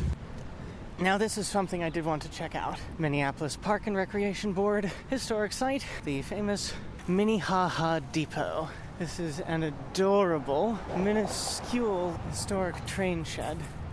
Small little area inside. Coal-fired stove, brick platform, and they still have tracks intact. So I think that these tracks may have been part of the original tracks that were attached to the freight switching line that I saw earlier yesterday evening. It looks like it actually has open operating hours. Sundays and holidays, Memorial Day through Labor Day, 1 p.m. to 5 p.m. I was going to say, obviously, the depot is no longer in service, but does that matter? You have light rail service every 10 minutes, just a short walk away. Another reason why I'm here is because I wanted to check out the urban park system, in part because of the lakes, but also because of the rivers, the Mississippi and the Minnesota River. Because of those and their respective waterfront areas, the Twin Cities has one of the best urban park systems in the entire country, if not possibly the world. I think actually this park system was designed by Frederick Law Olmsted of the famed Central Park in New York City. Okay, upon fact-checking this, apparently Frederick Law Olmsted had nothing to do with the Minneapolis park system, but that is, in fact, a commonly told myth. However, many early landscape architects did have a hand in creating the Minneapolis park system, including not the least of which being Charles Loring, Horace Cleveland, and Theodore Wirth. So it is still a park system with an incredible pedigree. Oh, well, this is Minnehaha Falls. Yeah, again, the verticality of these cities I was very surprised by. Oh, there's even a whole pavilion here. There's a rock wall overlooking the cliffs. Okay, that's actually really cool. It is a great big half moon of sandstone, and the waterfall has carved a tiny little chute into the top and is cascading down at a surprisingly fast clip. There's a whole series of mud desire paths leading down and around the base of the waterfall, where clearly people are interested in getting as up close and personal with the waterfall as they can. Oh yeah, there is actually a way to get down there. Oh, here we are. About 110-ish steps down, somewhere there. A bunch of people have ever so thoroughly ignored the no trespassing sign. The desire paths are very strong. Desire paths are actually an interesting concept. So for those who don't know, a desire path is a segment of ground that has been so thoroughly compacted by human stepping that it cannot grow vegetation. And so it represents that so many people have had the desire to go that way that a path has been created. It's not just somebody blazing a trail through the woods. It represents a replicable phenomenon that that particular route must be of some importance. So if you see a desire path through the grass, the stupid way of dealing with it was to resod the grass. And that is the exact old-fashioned 1950s control reality, everything must be perfect response to the world that I and many of my generation want to get rid of. So if you see a desire path, it means that the paths have been incorrectly designed for the human experience. The desire path is telling you where a path should be, and you should instead make a sidewalk following the path. Oh, this is a really cool pool area that a lot of people are hanging out at. This is surprisingly extremely verdant. Tons of greenery. Unfortunately, however, I seem to have found myself trapped at the bottom of this valley and only going deeper into it. It seems I have no choice but to go back the way I came. Still, this is a really neat park system. And again, to be in the dead center of the 16th largest metro area in the whole country and not see a building, that's impressive. Finally got to ride the old Bombardiers. They are definitely showing their age.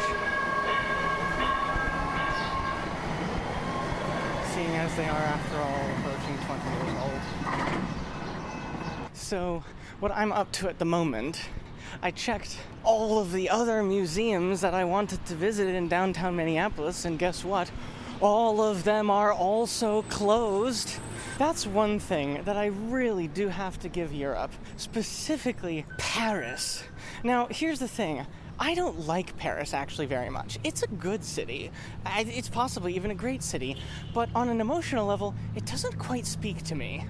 Maybe I really just do set myself apart from urbanists. I don't like New York, I don't like Philly, I don't like Paris, and I don't want to move to Amsterdam or the Netherlands because they're racist as fuck, and also currently having a resurgence of the far right, so... But the one thing Paris does very well is that most of their museums are open until 8 or 9 p.m. at night. That's something that America sucks at. Most of our major museums are only open seasonally, and even then, most of them are only open, at best, 9 to 5. If you do any amount of adventuring like I do, that's not a tourist's schedule. A switch doesn't flip and then all of a sudden I have 6 hours in the evening to eat dinner. So, all the museums in downtown Minneapolis are also closed. What do I do with myself? Well, before heading to another neighborhood down south, I think maybe I'll try and head to St. Anthony Falls. I'm currently on the West Bank campus of UMinn. This is a lot less compelling and visually interesting than the East Bank. Much more drab and brutalist. Then from there, I think I'll just head upriver to St. Anthony Falls and call it an afternoon in downtown. Just crossed the Dinkytown Greenway. I think Minneapolis, or at least the Twin Cities metro area, has more miles of bicycle trails per capita than any other metro area in the country. And from what I am seeing here, it is truly impressive, the sheer amount.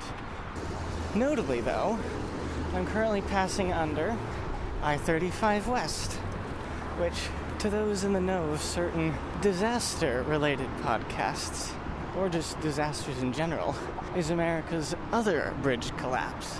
In 2007, during rush hour, it had a catastrophic failure of a bridge gusset plate and crashed into the Mississippi River below, killing 13, drowning mostly, and injuring seriously 145, as people just drove at highway speeds off the abyss into this valley.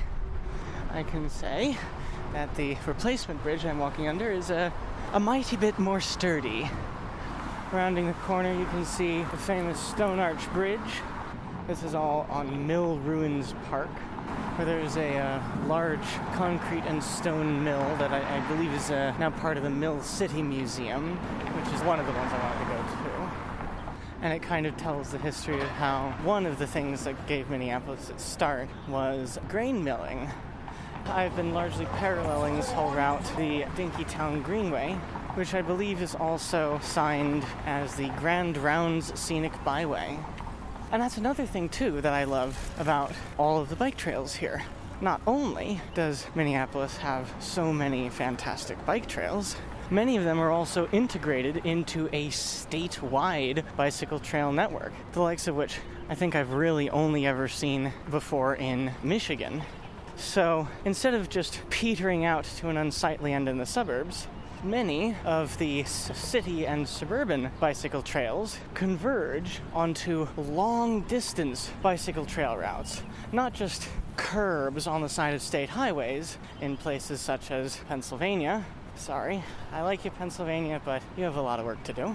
Instead, many of these are actually long-distance rail trails on the order of hundreds of miles, grade-separated, well, not necessarily bicycle only, but bicycle-targeted trails that have integrated camping infrastructure that go on, again, for incredible distances. And yes, it does snow here a lot, but when you have fantastic weather, like will only become increasingly more common with the impending climate apocalypse and ecosystem collapse, you can make use of this fantastic infrastructure instead of being forced to own a car in order to participate in nature, like all of the indoctrinating advertisements would have you believe. This is a very interesting park. It's not quite like the verdant green parks like I saw by Minnehaha. This is much more of like an urban park, kind of like somewhere in Brooklyn, like Prospect Park. Not quite to that level of sophistication yet. Needs a little bit of up-leveling, but it does really abut with and interact with the city a lot more. Looks like a portion of the Stone Arch Bridge is actually open. Worth a walk. Some actually pretty good views.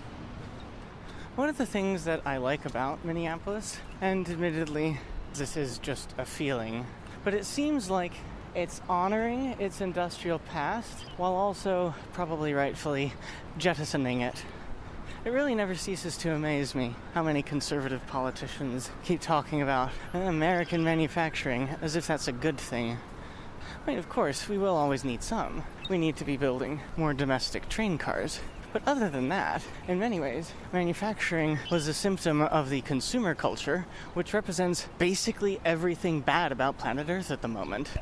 So the decline of American manufacturing, that's not a bug, that's a feature. We should be encouraging the decline of manufacturing everywhere, if we can. We need less stuff. Ah, yes. There is a dedicated, slightly elevated viewing area for St. Anthony Falls. And yes, this is in fact a lock system. It said U.S. Army Corps of Engineers. On the other side of the river it says St. Anthony Falls Laboratory for Environmental Sciences and Engineering from the University of Minnesota. Oh yeah, the Pillsbury Mill apartment towers. Adaptive reuse of an old mill building, turning it into lofts. As best I can, I seriously want to try and live in a loft apartment. I'm going to live in maybe, 30 square feet for a bed and a kitchen, and 500 square feet for model railroad. First off, there is a ton of foam all over the river. And there's a little backwater by the laboratory where there is just an island of suds. Very yellow and muddy. But the falls themselves, the approach reminds me a lot of Niagara, where there are a few kind of mini falls leading up to it, each only about 1 meter to 2 tall. There's also a very large, long viaduct for a road just in front of the falls. But the falls itself, it's not a waterfall, it's a ramp chute weir, I guess. It's a pretty pristine, flat surface that has 2 angles. One shallow angle, and then it gets going a little bit steeper, but no steeper than, 25 degrees, 30 degrees. And then there's a little bit of a lip at the bottom that makes it kind of all shoot up in this brown, muddy mass. And, it's very choppy down once you get to the bottom. It is quite large, though. I would estimate well over 150 meters wide. A quick Google on the internet indicates that it is, in fact, actually 210 meters wide and 15 meters tall. Oh, there's a small plaque here. According to the plaque, the falls as we see them today were built in the 1930s, and the reason for their construction has to do with erosion. So it's a geologically interesting area where it's a limestone cap sitting atop a sandstone base. As natural erosion would happen, the sandstone would quickly erode away, leaving the limestone to fall as huge boulders down into the water. And then, of course, with the sheer amount of water going through this entire river, it was eroding very rapidly.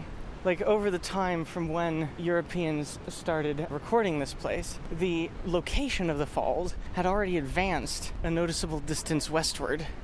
So, without any intervention, first off, the erosion of the limestone cap collapsing as the sandstone beneath was taken away would have turned the entire formerly vertical waterfalls into a series of rapids. And then secondly, logs, as they were sent downriver, were hitting the limestone boulders and were splintering, causing navigation hazards downstream. So apparently, in order to make the river safer for boats, and also prevent the westward march of the falls, in the 1930s, they decided to make this entire apparatus in order just to freeze the falls in place, in addition to, making it navigable with the whole locks. No longer was a portage needed. Truly fascinating. The hubris of humans is at times quite impressive. But in this case, by golly, it seems to have worked. And I would imagine, with hopefully minimal environmental impact, seeing it was already a waterfall and therefore a natural impediment to ecosystem mixing, unlike creating a dam in an otherwise navigable river. So, yeah. Ooh, I'm actually very close. One last thing I can do. I can check out the Depot Minneapolis, which is the old Milwaukee Road depot. That is thankfully still intact, although it's obviously a non-train event space. Better trains than not trains, but also better here than not here, so I'll take it. That's a train shed if ever I saw one. A fascinating thing that I learned. Way back in the 1940s and 50s, there was a club here, based in the Twin Cities. I forget the exact name, but it is something akin to the Twin Cities Diesel Appreciation Club. It was basically a group of rail fans, but also kind of futurists like me, diesel punk in a way. They were excited about streamliner trains, and they organized events and excursions to see all of the new streamliner trains heading back and forth between here and Chicago at all of the various train stations that they had here. And if I'm correct, the president of this club was actually a woman in the 1940s. Who would have thought? There's a picture of it in Minnesota Railroads. In pulling out my copy of the book just now, the name of the club is the Diesel Locomotive Fans Association, and the name of the member in question is Jen Lowell. In 1941, she christened the new Morning Hiawatha diesel locomotive at the Milwaukee Road Depot by smashing a bottle on the pilot of the locomotive filled with water from Minnehaha Falls. Aha! So this is definitely a train shed, and they have 5 tracks, at least, that are all sticking out next to redone concrete platforms, but the tracks they're very short segments of them, no longer than 3 meters, before they disappear underneath faint, bright white concrete impressions of where the tracks would have gone as they recede into a smooth surface of the new higher level platform. And there are 2 very smooth, modern bronze sculptures, almost impressionistic in a way, of railroad workers, both with railroad hammers. The first portion of the train shed is open air, kind of set up almost like a beer garden, and then it is encased with a massive vaulted glass window, and a portion of the window can fold up almost like a garage door for bar service at a bar inside. So this is starting to look a little bit like a food hall of sorts. So this is starting to get the G4 seal of approval. The Twin Cities to Chicago was once called one of the most competitive passenger rail markets in the entire country, and that includes the Northeast Corridor, of course. The sign says, "The Depot, established 1899. Well, the building was. I don't quite think the operating entity or its current purpose was. Looking inside the depot, it looks like it's currently set up for a convention space. People are drawing on whiteboards, setting up posters. Ow. Okay, there is one very last thing that I want to do this evening before I head to a long and very restful working dinner. And that involves taking one last transit mode adventure. So heading back into the core of downtown, we'll go with south. I want to ride there into the Seward neighborhood, which I believe is where Ian Arbuck of Streets.mn's podcast lives, if not currently then did. And to get there, I will be taking Minneapolis's Bus Rapid Transit, BRT, which auspiciously is supposed to be just as good as light rail, but a bus. transit signal priority, dedicated lanes, fancy buses, off-board payment, all-door boarding, dedicated stations, frequent headways. In practice, there is only one BRT system in the entire country that actually makes that standard. In Albuquerque, New Mexico, like I mentioned of Cleveland's Healthline, in many cases, while in principle it's a fantastic idea, buses are cheaper than trains, let's build a bus that's exactly as good as a train but as cheap as a bus. In practice, what happens is something called BRT creep, where you start off with a very high quality BRT system, and then either detractors or budget snobs start snipping off one thing at a time, and then another, and then another, until all of a sudden you are left with basically something that is a normal bus, but it has a fancy paint job, and it costs more to build. Pittsburgh is supposed to be one of the best cities in the country for busways and BRT. I've tried one, it's meh. Haven't tried the other two. Minneapolis is the other one. That's supposed to be as good as you can get. So, not quite that this is a make or break moment, but if it could ever restore my faith in BRT, it would be here. Otherwise, rail is just a fundamentally better technology because it's more defensible.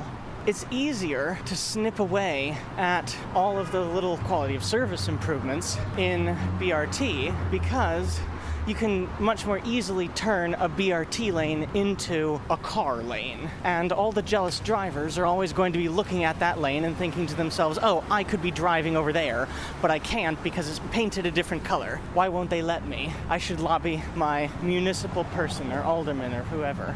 But a train track is a train track. And unless you personally are driving a train out of your garage to work, well, there's nothing much about that you can do.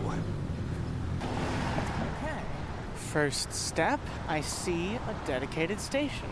That's nice. So I need to take the D line. Off-board fare payment, that's a win. And here we are.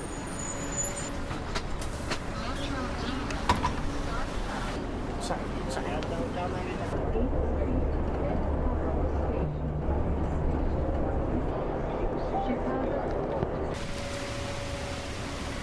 Okay, so it was kind of like a bus rapid transit. It could be improved. It did have all-door boarding, which was good, especially for how obscenely busy the bus was. It also did have dedicated stations, and they were very infrequent, allowing the bus to make a very rapid clip. And it did occasionally have dedicated lanes and queue jumps, which is all very good. It, however, did not have more than 2 doors, and it had doors only on one side, making it basically a standard articulated bus, meaning that there was very minimal standing room, and even with the all-door boarding, station dwell times were still quite excessively high. So, all things considered, it was a very good bus, but it was still a bus. Oh my goodness. I'm stopping by the Seward Community Co-op. There are so many bike stands out front. Over 24. I think I'm in love. A quick hop inside. I can imagine they easily were able to figure out what I was up to. White gringo, buying a single bouquet of flowers. What I'm about to do, please take with caution. Do not let yourself fall into the trap of performative wokeness. Still though, on a personal level, I could not have come so close and not at least paid my respects. Oh, this is wonderful. They also have Free Palestine flags.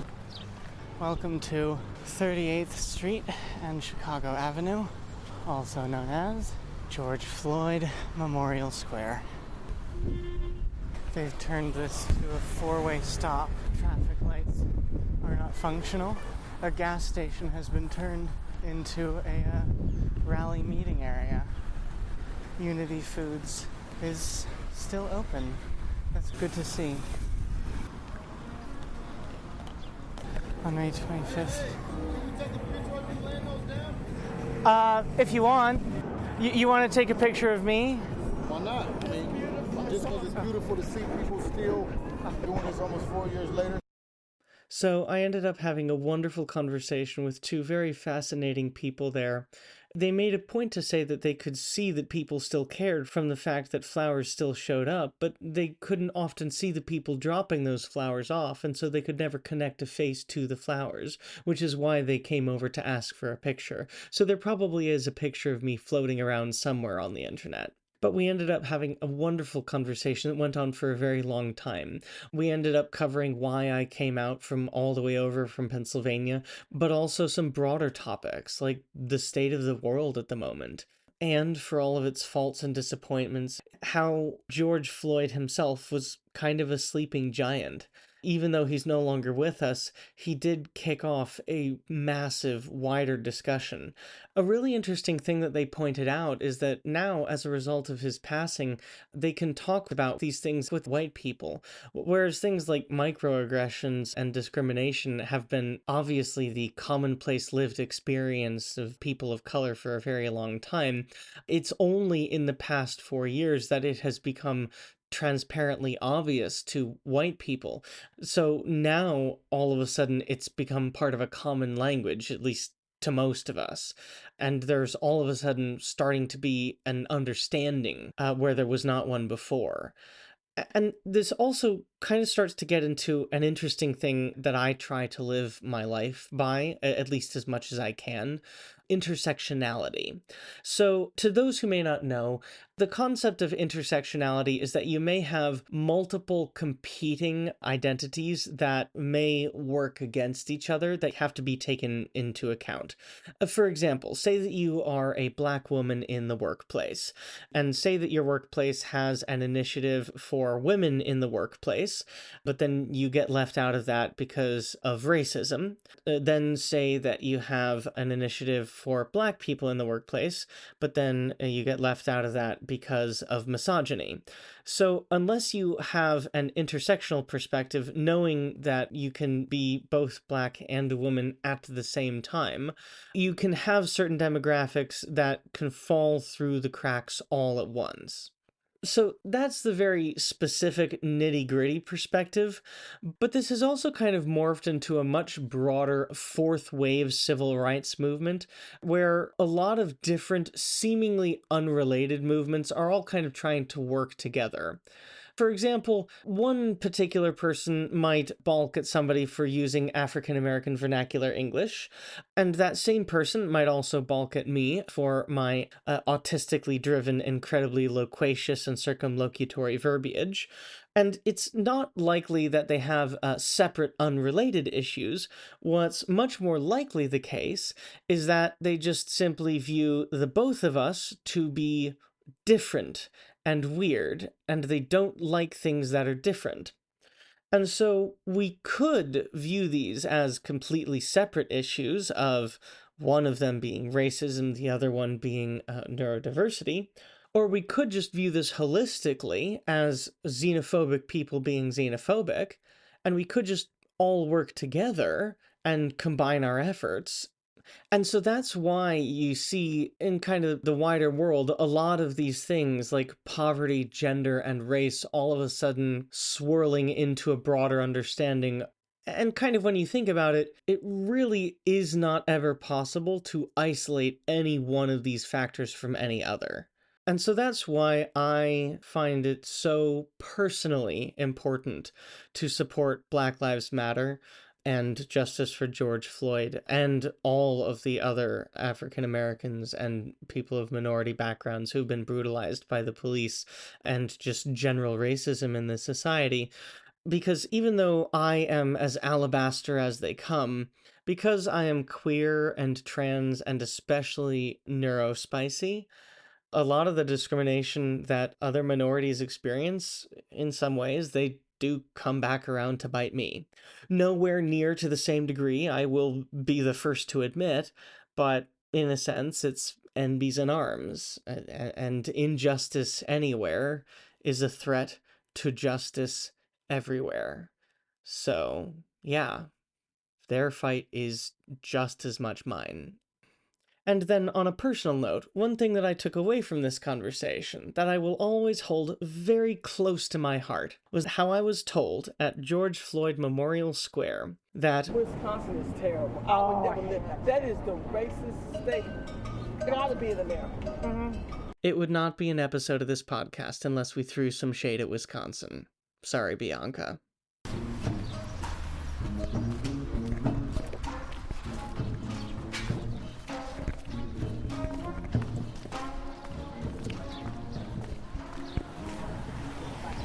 Here I was all worried about performative wokeness, but I guess it really is nice to know that they cared, that I care.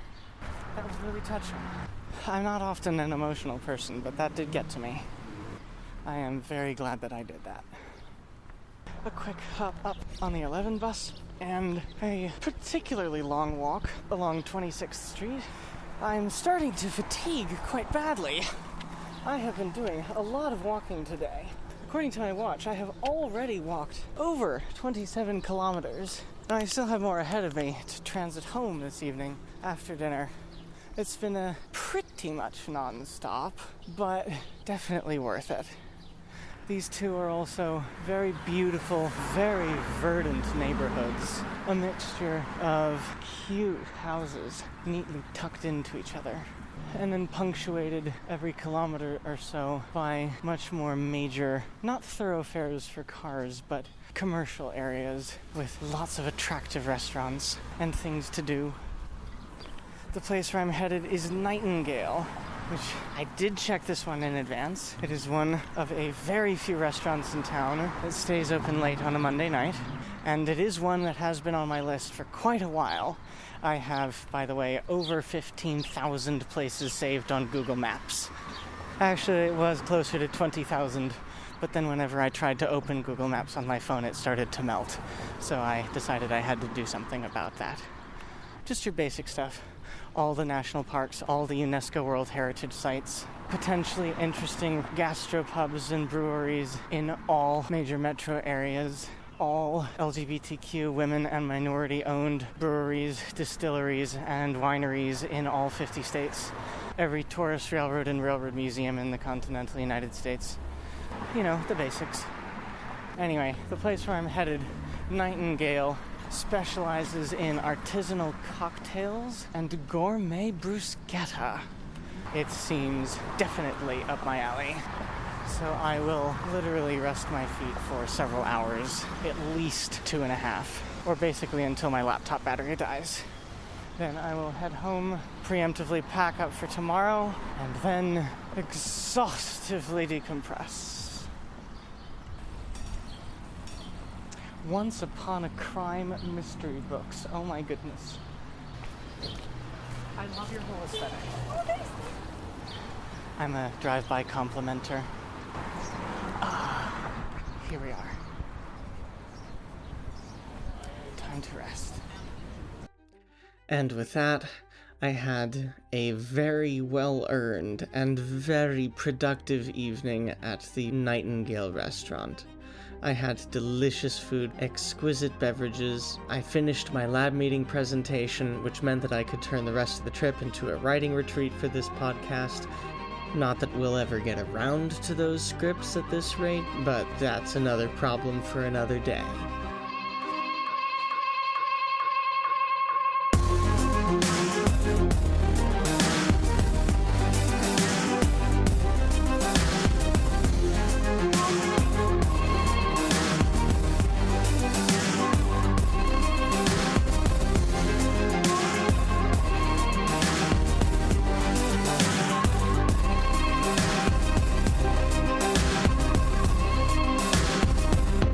This has been Episode 5, Part 2 of the Proto-Future podcast, Inaugural Borealis, Day 2, Minneapolis Speedrun, and the Twin Cities Model Railroad Museum. The theme music is Spark of Life by Benjamin Lazarus through Tribe of Noise. Extra special thanks to Ken Zeska and Matt Malwitz for their gracious patience and largesse in donating an afternoon to talk with a random-ass podcaster about model railroading and museum philosophy.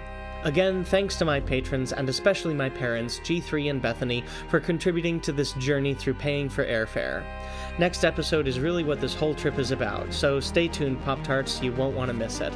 If you like what you hear and want to know more, you can visit the website at www.bgtmrring.org. That's Bravo Golf Tango, Michael Romeo Romeo, Indigo November Golf, Oscar Romeo Golf, to listen to the trailer, manifesto, and prologue series, watch the Modern Modeling Clinic anthology, or read the free-to-access Patreon production blog, and please consider donating on a monthly basis to help defer production costs and support what I do. This podcast was written, recorded, and produced on the ancestral lands of the Susquehannock, Lenni Lenape, Oglala Sioux, Okta Lakota, Miami, Ho-Chunk, Peoria, Kickapoo, Potawatomi, Menominee, and Kaskaskia peoples. I would like to thank them for their historical stewardship of central and eastern Pennsylvania, southeastern Minnesota, southern Wisconsin, and northern Illinois. Thank you very much for listening. Keep riding trains, keep punching Nazis, and keep building a better future.